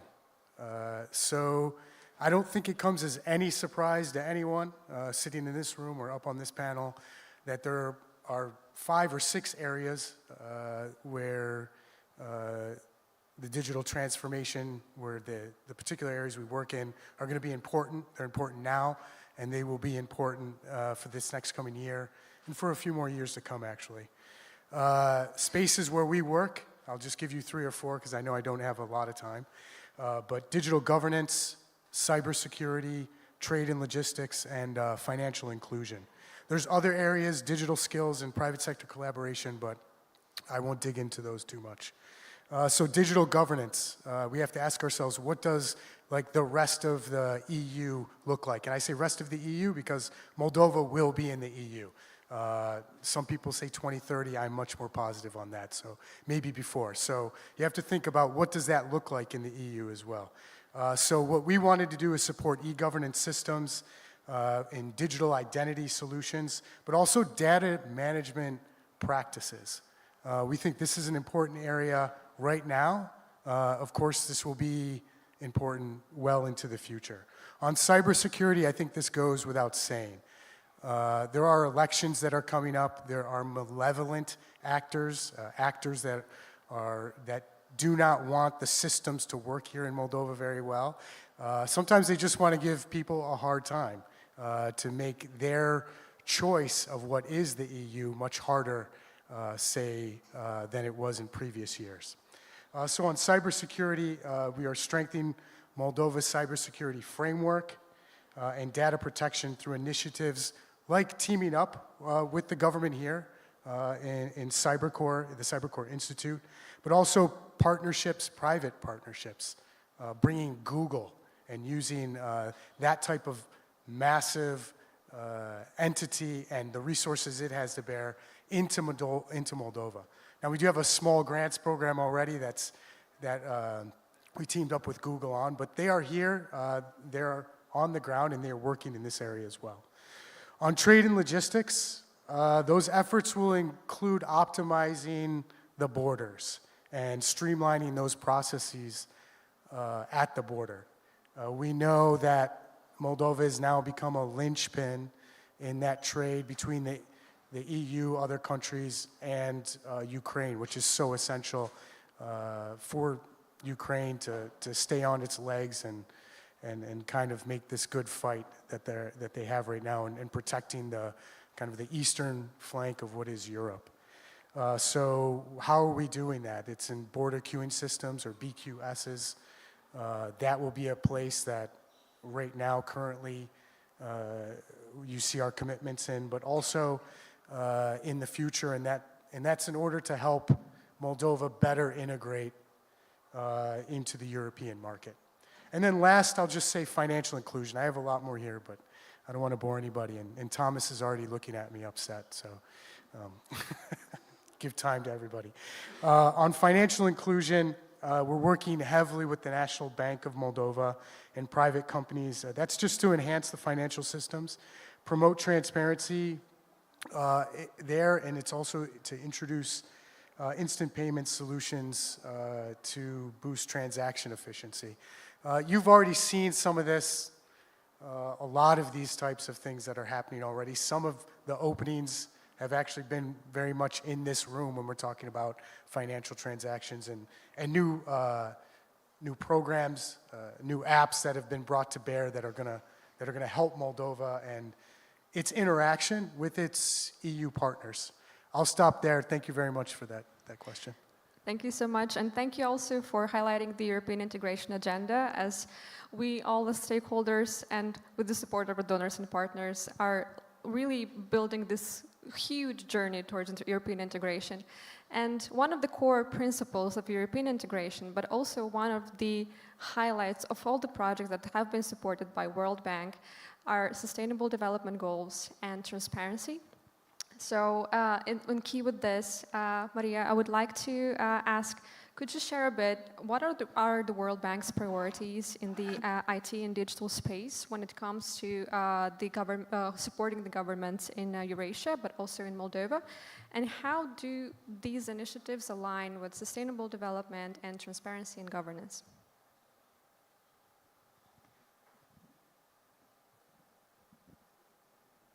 Hello. So again, thank you for having me here, and I'll talk a little bit of what we're doing on when we work with the different countries, and Galina, who's also here as part of our sort of more private part in the World Bank Group, will talk a little bit more on the private sector. But digitalization has become a core priority for the World Bank with the recent launch of a dedicated vice presidency and commitment to support countries to build the foundations and pathways to accelerate digitalization at scale to benefit governments, citizens, and businesses. And this all aligns very well with digital transformation strategies being written and developed across the region, and the achievement of sustainable development goals. You know, the bank's vision now, with this new vice presidency, recognizes that digital technologies, including AI and data, a lot of what we've talked today, present a unique opportunity to accelerate development. They can deliver wide-ranging services to populations, health services, education, financial, and many more, without traditional challenges, and particularly at, in general, lower costs. It also helps and enables new ways for governments to govern effectively and transparently. For example, digitalization can alter opportunities for corruption by reducing arbitrary behaviors. It increases transparency and enables accountability. We've seen that improving across the region. We see that in examples, for example, Ukraine with their DIA application, here in Moldova by increasing digitalizing services and having them online. These efforts have improved transparency and accountability. Now, our new approach, programmatic approach for digital acceleration, is structured around 5 specific building blocks. The first one is a foundation layer to ensure broadband connectivity and robust data hosting infrastructure needed to form the strong base for all digital economy activities.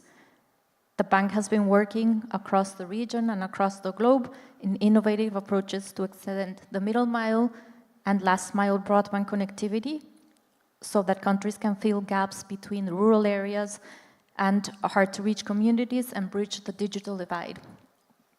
It also includes establishing cloud systems, data hosting, infrastructure to fulfill the needs of growing digital societies that rely on processing large amounts of data safely, efficiently, and especially in emerging markets looking to scale and implement new technologies, including AI.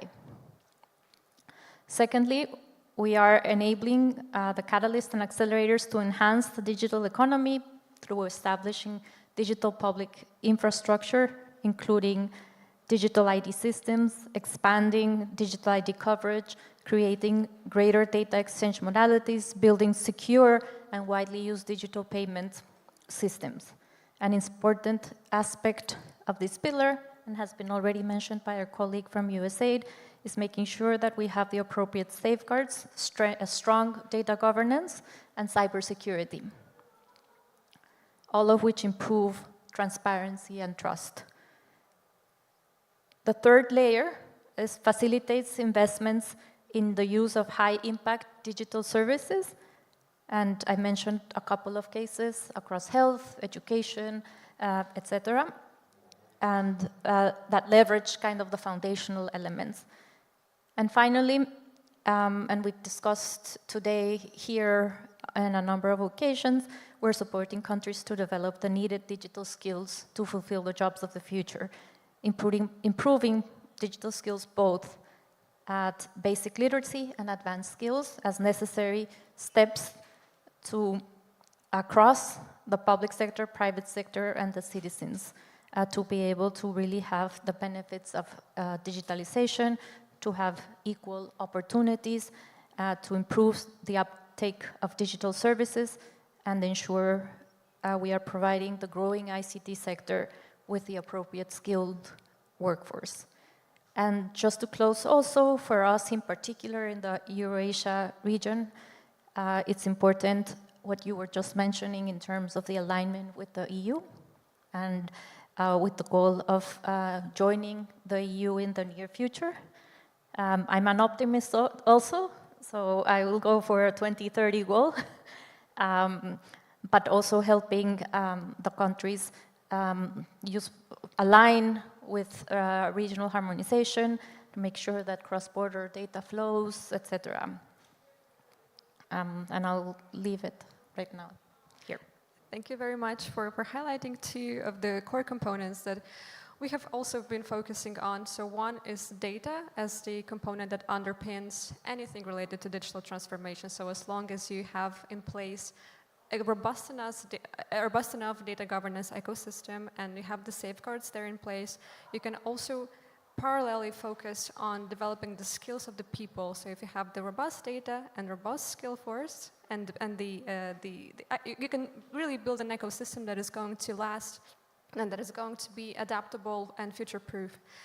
And with this, I would like to circle back sort of to how we can ensure that digital transformation aligns with the government and the private sector's priorities. And for this, I would like to get the perspective from Galina and from IFC in terms of how, or rather, what are the IFC's priorities when engaging with governments in the IT and digital transformation journeys?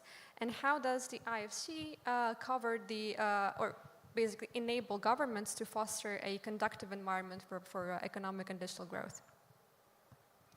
Thank you. It's on. Okay. So thank you for your question. Yes, IFC is a part of the World Bank Group, but we are the part that faces the private sector. Therefore, our concerns are mainly guided by the needs of the private sector. Given that this forum is, state and IT, yes, our relationship with the state is very important in facilitating the right environment for the private sector to develop, especially the regulatory environment. We pay attention a lot to the regulatory environment because it can either enable or inhibit a development of a sector. And it's not only in digital, but since we are talking about digital mostly today, we currently have a lot of engagement in developing digital aspects of business. And to exemplify, we in many countries have encouraged regulators to create regulatory sandboxes in situations when they have doubts to what degree they need to liberalize some regulations, to what degree they need to enable more digital interaction. That is very sensitive in such areas like banking and finance, for example, like know your customer procedures, anti-money laundering, payments, open banking. These are all the topics in which we do engage with regulators, either through regulatory sandboxes or by helping the regulators strike the right balance between how tough the regulations are and how enabling they want it to be. Our latest engagement with the National Bank of Moldova, for example, is on digital financial services, and the topics that we are working together on from the regulatory standpoint are exactly these ones: digital payments, digital financial services, promoting open banking in a safe regulatory way. Another way in which we engage with governments, but for the sake of the private sector development, is that we help governments build digital interfaces between government institutions and the private sector. No doubt, I mean, the usefulness of digital interfaces between governments and private sector have been proven effective and beneficial for a long time. They bring huge compliance cost savings to businesses, and we are actively promoting it in the region, but specifically in Moldova as well. So we've been involved in the permits and licenses, digital interface building together with our colleagues from the World Bank. So it's been a collaboration, a long-standing collaboration. And we've helped the government more recently build a digital interface between the Food Safety Agency and the agri-processing sector, so the processing enterprises. It doesn't sound digital, but we built the digital interface, which saves time, money, and limits opportunities for corruption. That's important for those who want to progress fast. And we see opportunities here through digital. And we supported this country to build the digital depository of financial statements, because investors, small and big, were complaining that Moldova is a black box. You don't find any information about companies in Moldova, who they are, what they are, how big they are. So I think we resolved that successfully. And what I need to know that these initiatives have all been financed by Swedish government. So we joined forces, and that's how we collaborate between us, the DFIs, the public sector arm, the World Bank, the private sector arm, IFC, and donors, SIDA and others in other countries or in other projects. We also work directly with the private sector. That's our key mandate, actually. And we do invest in digital projects and digital companies directly. But for us to invest directly, the company needs to be of a certain scale already, so that we can help it expand and grow internationally to bigger markets, probably. In smaller companies or at earlier stages, we do our engagement vehicles are private equity funds in which we invest in this region as well. So Horizon Capital is our partner for investing in tech and digital firms in this region, Ukraine and Moldova. But not only Horizon, also others. And I can tell that IFC investments in digital and tech in this region are quite numerous. We've invested, for illustrative purposes, I won't give the names, but 5 tech firms in Ukraine recently, at least one firm in Romania. And it can be like from online education platforms to cybersecurity products. And we also engage, we treat them in the same pool or the same industry, the BPO sector. So BPO sector is something that we have done in other geographies, but we will happily support that in Moldova as well. I guess I've covered it all and not within the 3 minutes allocated, okay. but then thank you. Thank you so much, and also thank you for showcasing the idea of interfaces, because digital transformation is so much more than just creating a website for a service that before that was simply analog.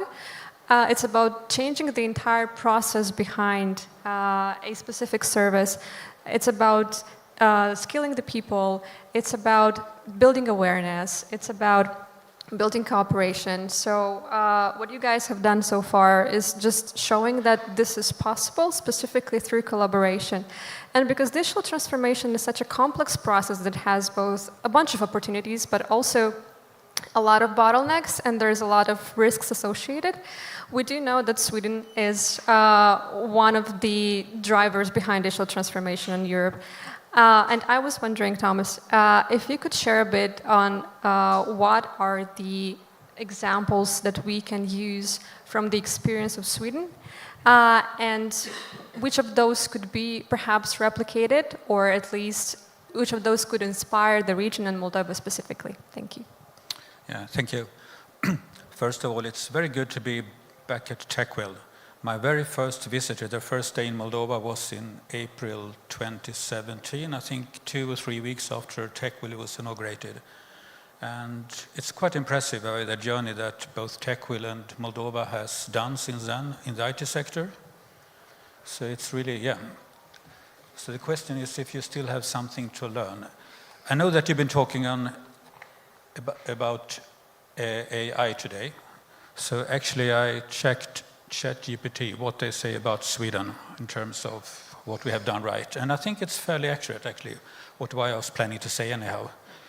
But I think you have to go back, because I think Sweden was quite good at having, very early on, understanding the importance of actually focusing on investing long term.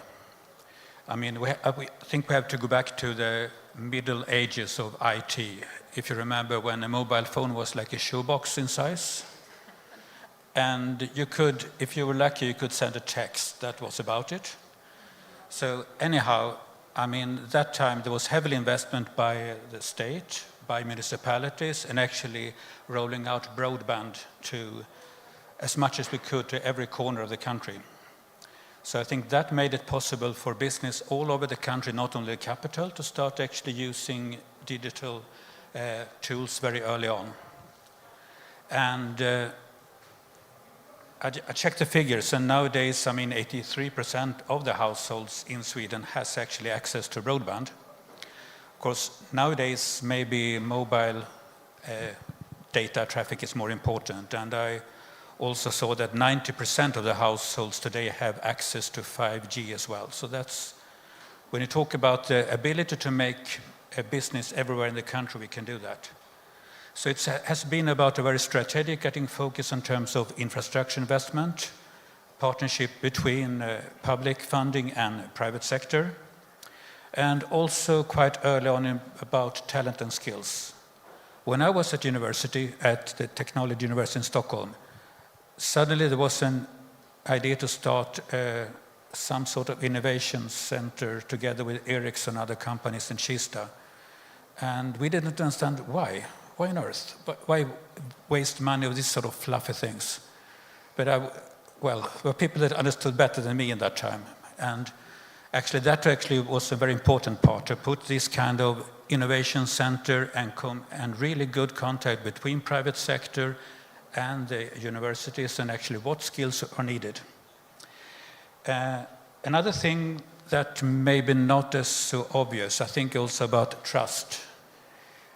You need a society where people can trust each other, where you can trust the technology that it's safe. So the whole thing about transparency, building democratic structure and anti-corruption, as I mentioned, in the part of the digitalization, I think is really one important part of our success stories.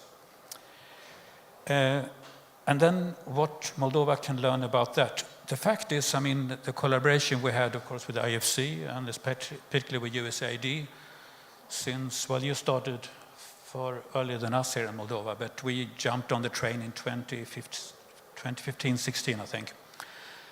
You basically are doing all these kind of things. You are investing in improving skills. We have supported also a lot in terms of innovation centers.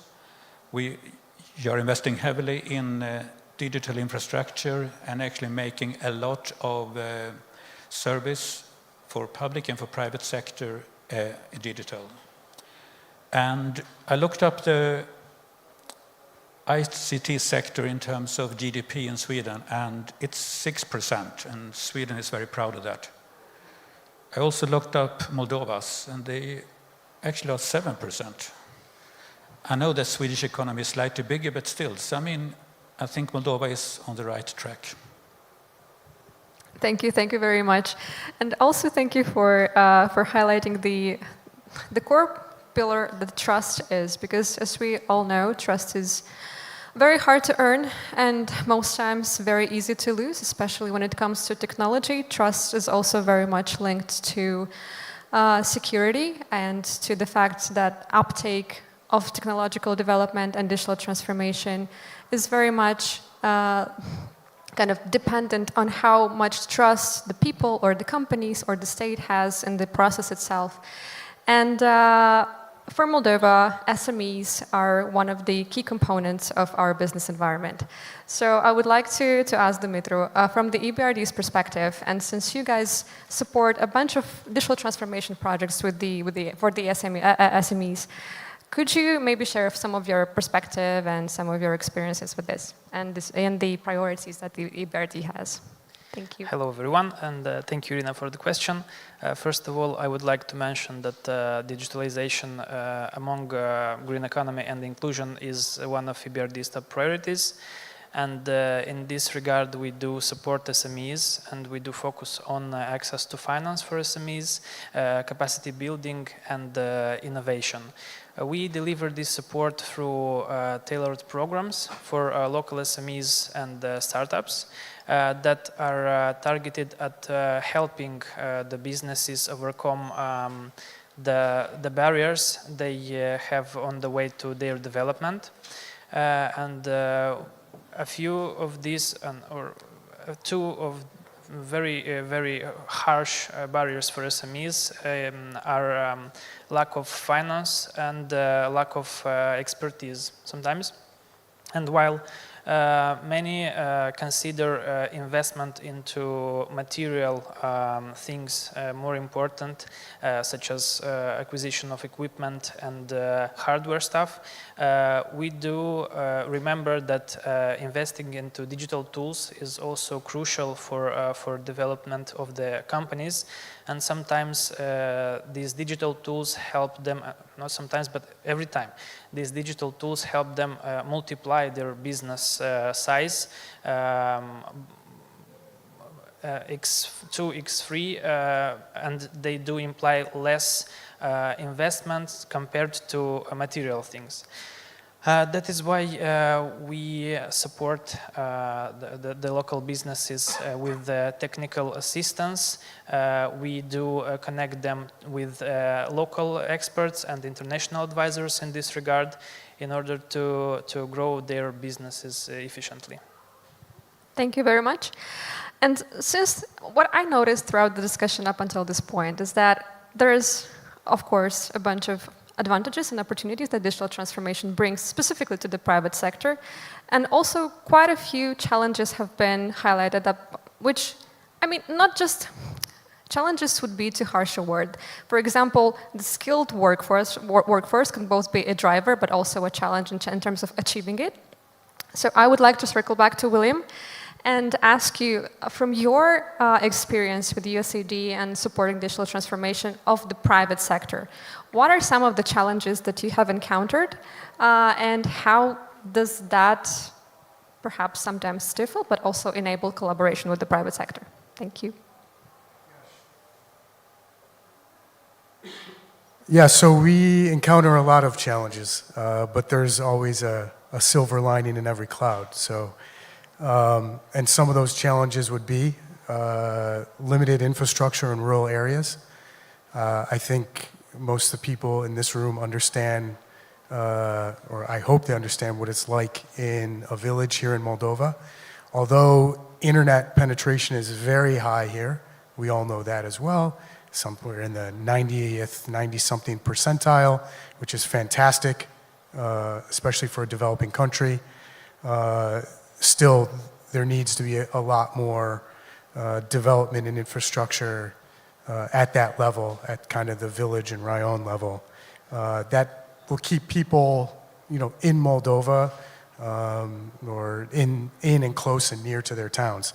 That's a tough one, and that's very hard to get at. Cybersecurity risks, there needs to be a lot better private sector collaboration in cybersecurity. But there's still opportunities in those areas. We think there's an opportunity to grow those tech systems and have a digital transformation in the public services that reach out to rural areas and make it easier for people to conduct their lives, their activities at that level, outside of a big city. So how are we addressing some of these issues? We're focusing our efforts on expanding digital infrastructure, which is a little bit what I just talked about, improving public service delivery. We're doing that right now in 130 different municipalities through not only the Economic Growth Office, but through our Democracy and Governance Office as well.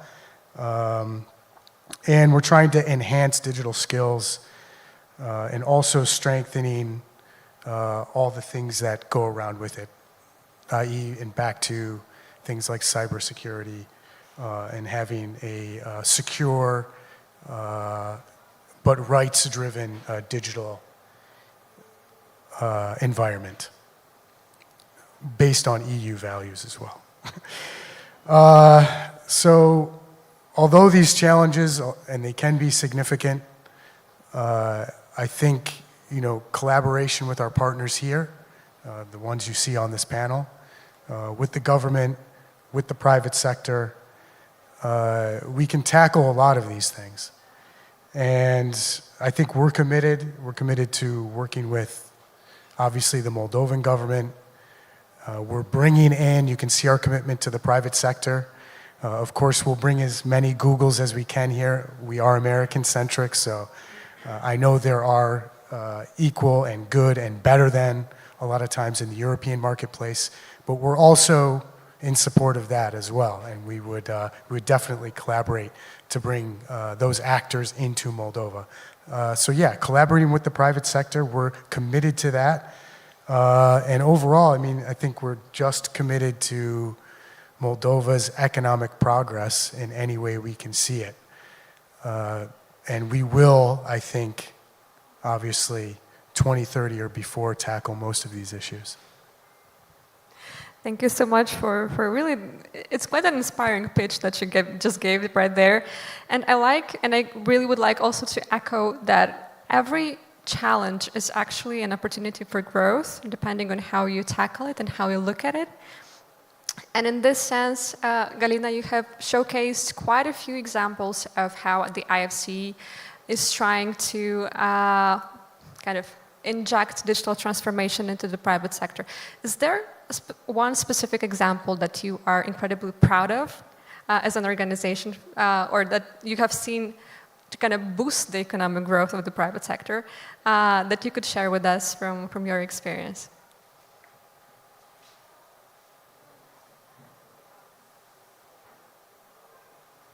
I think I'm proud of all the projects that we implemented. And we are tracking the impact. Actually, really, because it's very recent, as I mentioned, the systems that we delivered for the Food Safety Agency, I think in the first 2 months since deployment, they have recorded like 4 million entries. Wow. Wow. That's significant. And it's the diversity of the operations, types of operations that they have entered is really fantastic. So a huge function, of interacting with the food industry has been digitized. It has impacts beyond digital sectors. It has impacts in the real sector, what we call tradable sectors. It enables exports. Yeah, I'm proud of the system for permits and licensing that was built quite a few years ago together with the World Bank. But again, the fact that all the licenses and permits are now available online, and you interact with the Public Services Agency, not just like as a citizen, but as a business, is also something we are proud of. And Moldova, by the way, has become, in a way, an example in the region, because we've implemented such systems with the World Bank in other countries as well. But I'm not afraid to say never, and not in any country it was so ambitious.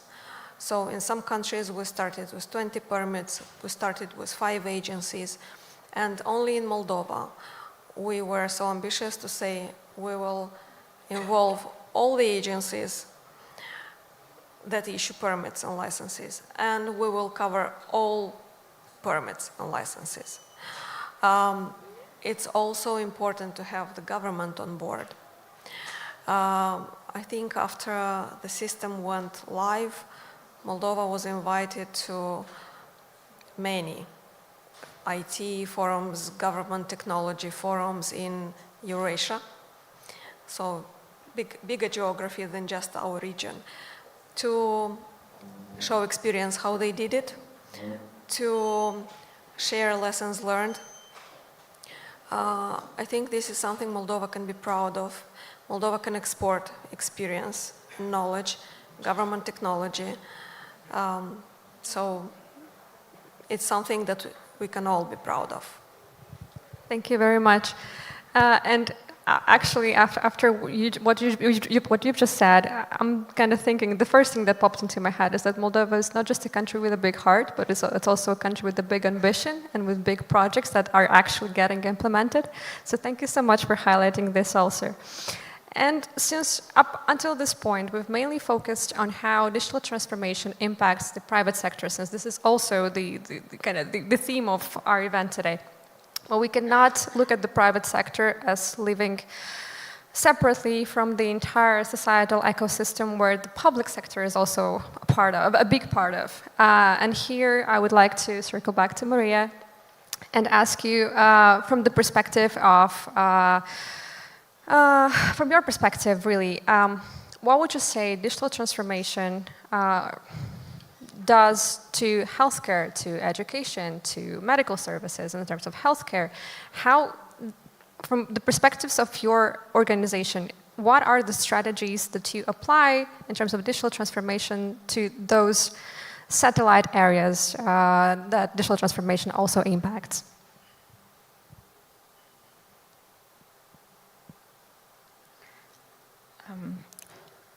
So again, most digital transformation strategies are developed by the public sector, and the goal is to enable and accelerate public service delivery and particularly socioeconomic development of the populations. The process of digitalization, when broken down, is essentially about expanding digital access to all people, businesses, and organizations, and obviously an increased use in the government, and promoting the use of digital by all in their daily lives, equitably. And this extends to the sectors you mentioned, like education, healthcare, financial services. We see in the work we're doing, whether it's inclusion of these emerging technologies like AI in the development sector or improving digitalization and its uptake, that there are several essential drivers or essential lessons, challenges that we see for a vibrant ecosystem that fosters such growth for development purposes. And I'll share a few elements that I think are essential across the different sectors, across healthcare, across education, across financial systems.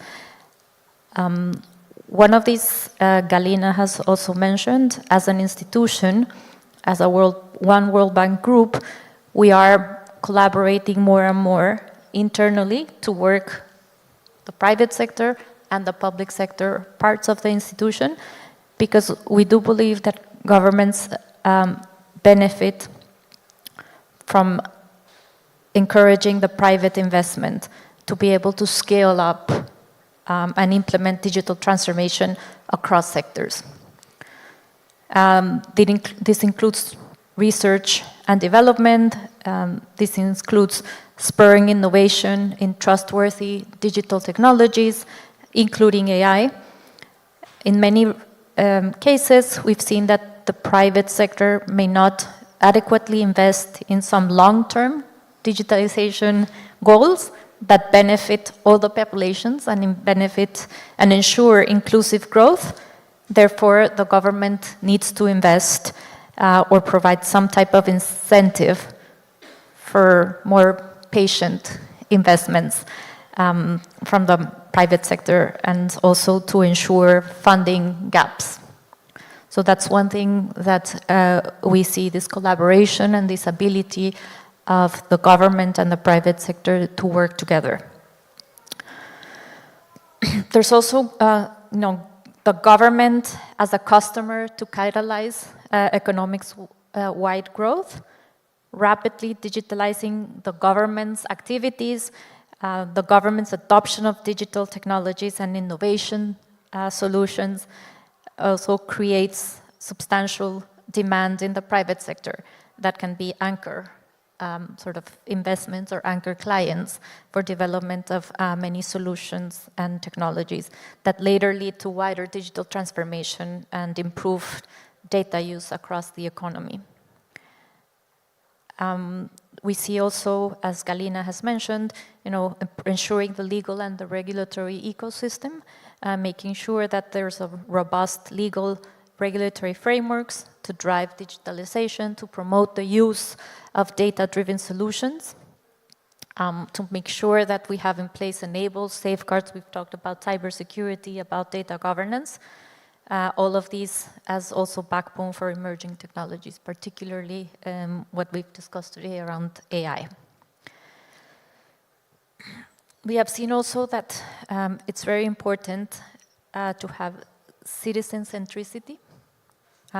Despite digital public services, designing digital public service and solutions with the citizen-centric view, adopting agile development strategies is important to increase uptake and improve the use of digital services and data across the economy. For example, we see in Moldova, and we've been working, supporting the government for over 10 years in their digital transformation. Moldova is quickly accelerating and increasing the number of public services available online. However, progress needs to be made in citizens accessing the services and ensuring swift uptake. So working with the public to establish better usage, equipping the population with the right tools and skills to take advantage of these tools, and updating online mechanisms that promote uptake is essential. And I think the last part that I wanted to talk, and we've discussed earlier, mentioned it earlier, is really the development of IT skills across sectors to successfully do this journey in the sectors, healthcare, as you mentioned, education. We need to assure that these skills are available across sectors, and not only in one area. Without access to the internet and the skills to use digital technologies effectively, we are essentially locked out of a modern world. So we cannot access all of what is out there to help us and help the country increase and grow quicker. With the critical services that support development, like hospitals, schools, energy, infrastructure, and agriculture, all run on connectivity and data. To be able to take advantage of these services equitably, it's crucial that all sectors of the society and all sections, including all marginalized and underserved populations, are armed with digital skills. The population needs to have the ability and a certain level of comfort with digital technologies and service delivery models to be able to adopt them in their daily lives. Performing a financial transaction digitally for the first time can be a bit intimidating, and it's a barrier citizens need to cross. Investing in digital literacy for non-digital native populations is key to building trust and interest in exploring digitally enabled opportunities. We've seen that across, and many countries are thinking also about populations that are aging and their ability to use these digital solutions. And at the same time, it's important to have a plan to build a wide base of digital users to develop a pool of digital producers who can drive a domestic digital service industry. The public and the private sectors play the key role in supporting advanced digital skills development and maintaining a strong linkage between the formal and the informal education systems and the private sector. It's key because what we want is productive uses of the internet. We just don't want unlimited use of data just for the sake of using data or watching videos online, Netflix, etc. But what we want is to really make that productive so that it does promote economic growth. Right, thank you so much. And I appreciate incredibly that you mentioned that how World Bank is focusing on human-centric experiences and human-centric approaches to technology, and the whole idea behind not leaving anyone behind when it comes to digital transformation. I am a strong supporter of this vision because we, just as you've mentioned, are the producers of data, the producers of technology, but also the end users of technology. So it's a closed circle. If you leave at least one group, one person behind, the cycle is going to be exclusive, and it's the big promise that digital transformation brings is inclusivity. And emerging technologies specifically are trying to propagate this promise because emerging tech is supposed to be much more user-friendly, it's supposed to be much more accessible and much more inclusive.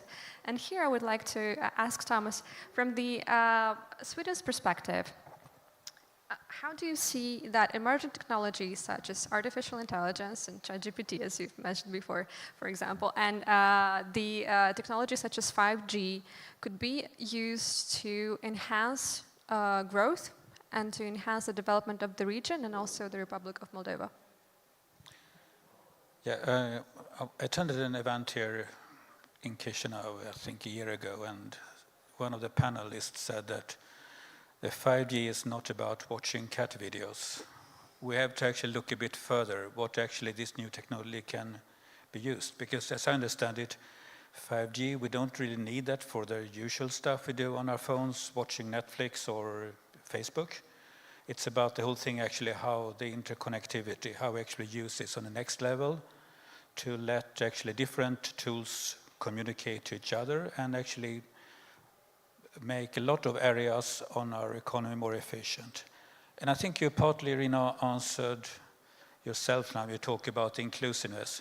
It's definitely about making sure that not only Chisinau, the whole country and different parts of the population actually have access and actually can use these tools. So I think it's can be a wide range of things. Of course, it's about Internet of Things, the things that actually probably high-end here at the universities and the private sector are developing. And it might be down to librarians in a city, in a village, where actually there are access to internet, and you have staff that actually know how to help people that don't have access to this kind of technology to make good use of it. So I think it's all this kind of spectrum. So not only the high-tech end, but also how to engage the whole society. And then I think one thing to keep in mind is that the donor funds, they are important, but they will not solve the whole economic growth thing. I used to think on donor funding like that we come and invest where no serious private sector investor would invest yet. It's too risky, it's too early.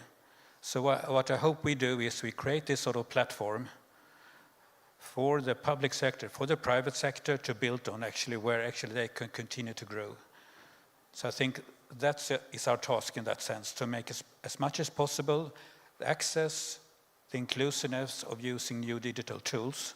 And then I think it's actually up to the private sector to be innovative and see how this can be used to actually make Moldova continue to grow, and not only the capital, but the whole country. Thank you very much. Still on the topic of inclusivity and connectivity also. So on the one hand, we can look at connectivity and inclusion at small scale, country scale, but then we also want to look at it globally, right? So in this sense, going to the BRD's perspective, you guys are supporting SMEs development and digital transformation of SMEs for them to become competitive within the country and for them to enhance their internal growth. How does that fit into the whole perspective of helping those same SMEs integrate and grow and become competitive globally? Could you maybe share some of that? Yes, I actually had a look on our statistics for the last 2 years.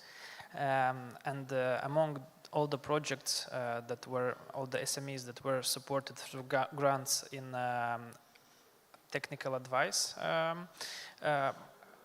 2/3 of those grants were directed to projects that had a digital component. That meaning that these entities were interested in digitalization of their internal processes to be competitive, to cut their costs, and to have a more competitive price on export markets, not only on the local market. Then if we think about Moldovan brands that became popular, renewed on international markets, it's because and thanks to digital marketing, which was also a tool supported amongst the projects we co-financed for SMEs. In this regard, I would like to outline that this support wouldn't be also possible without the collaborations with our donors, one of which is European Union, Sweden, Italy, and Korea through Small Business Impact Fund. And also, besides the support we offered to SMEs directly, we also had our contribution, EBRD had its contribution to Economic Council in creation of a digitalization roadmap, and also in launching the BizRadar application, which is meant to enhance the communication between private sector and public sector in order to make more efficient the solving of issues and help business overcome the problems through digital means. Thank you. Right, thank you so much. So what we've heard today during the entire day of the event, but also within this panel, are so many inspiring and insightful experiences that our donors have shared with us. And the key takeaway that I'm taking with me from this panel is that collaboration is key, because through collaboration we actually, and you have just proved this, that we can support each other. We can support all the different sectors, all the different stakeholders to actually build something grand and to actually build something that we can be proud of as a country. And I am incredibly grateful for my incredible panelists here today, without whom this would have been pretty much impossible to achieve. So thank you very much, and I would like for a round of applause for everyone who has joined us here today.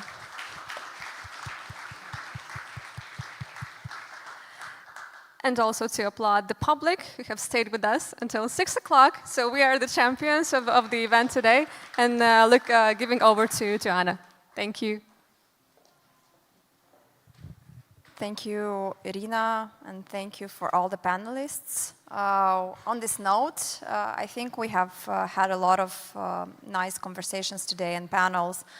Anatoly, come on. I want to invite Anatoly so that we close the first day. Basically, we went through the very cool keynote offered by Mr. Bizzari. We discussed about Moldovan AI trends. We talked about BPO sector and how it developed and how it's developing.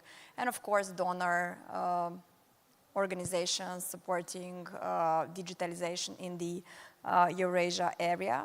I'd like to thank our partners who are USAID, DAG Digital, Orange, European Bank for Reconstruction, EBRD, World Bank, Invest Moldova, ABSL Moldova, Sigma Software, Moldova IT Park, or Moldova Innovation Technology Park. It still stays with the first name. Of course, ATIC and High Tech Park from the Kyrgyz Republic, who are all partners of the event. And just to mention, this event is organized in different cities around Eurasia. This year, it's part of Moldova Business Week, so it's super cool. So for one word from Anatoly, and then I'll tell you what follows next. Thank you, Anna. Thank you for coming here today, and thank you, Anna, for hosting all this and being a true partner for the whole process of development. Thank you for our donors and for all partners who joined us. And tomorrow, more to come. And please join us tomorrow at 9. At 9 in the morning. I know that it sounds early, but will be more interesting stuff. And also you will have the more regional perspective on what happens and how Moldova could become a big part of a big picture. Thank you. Thank you. Let's give a round of applause. And last but not least, we launched today the tickets for Moldova Digital Summit 2025, which will be in June next year. So grab your ticket, enter on mbw.md. I'm sure there's going to be a lot of nice things that you're going to learn there. And we have a coffee break, which ends the forum and enters the Summit Up event. And we'll follow up with another 2 hours of wonderful presence of the Prime Minister, Deputy Prime Minister, Moldova Innovation Technology Park Administration, and many more companies. So welcome us for the networking, wine, cocktail, dinner, also coffee break, and the talks. Thank you.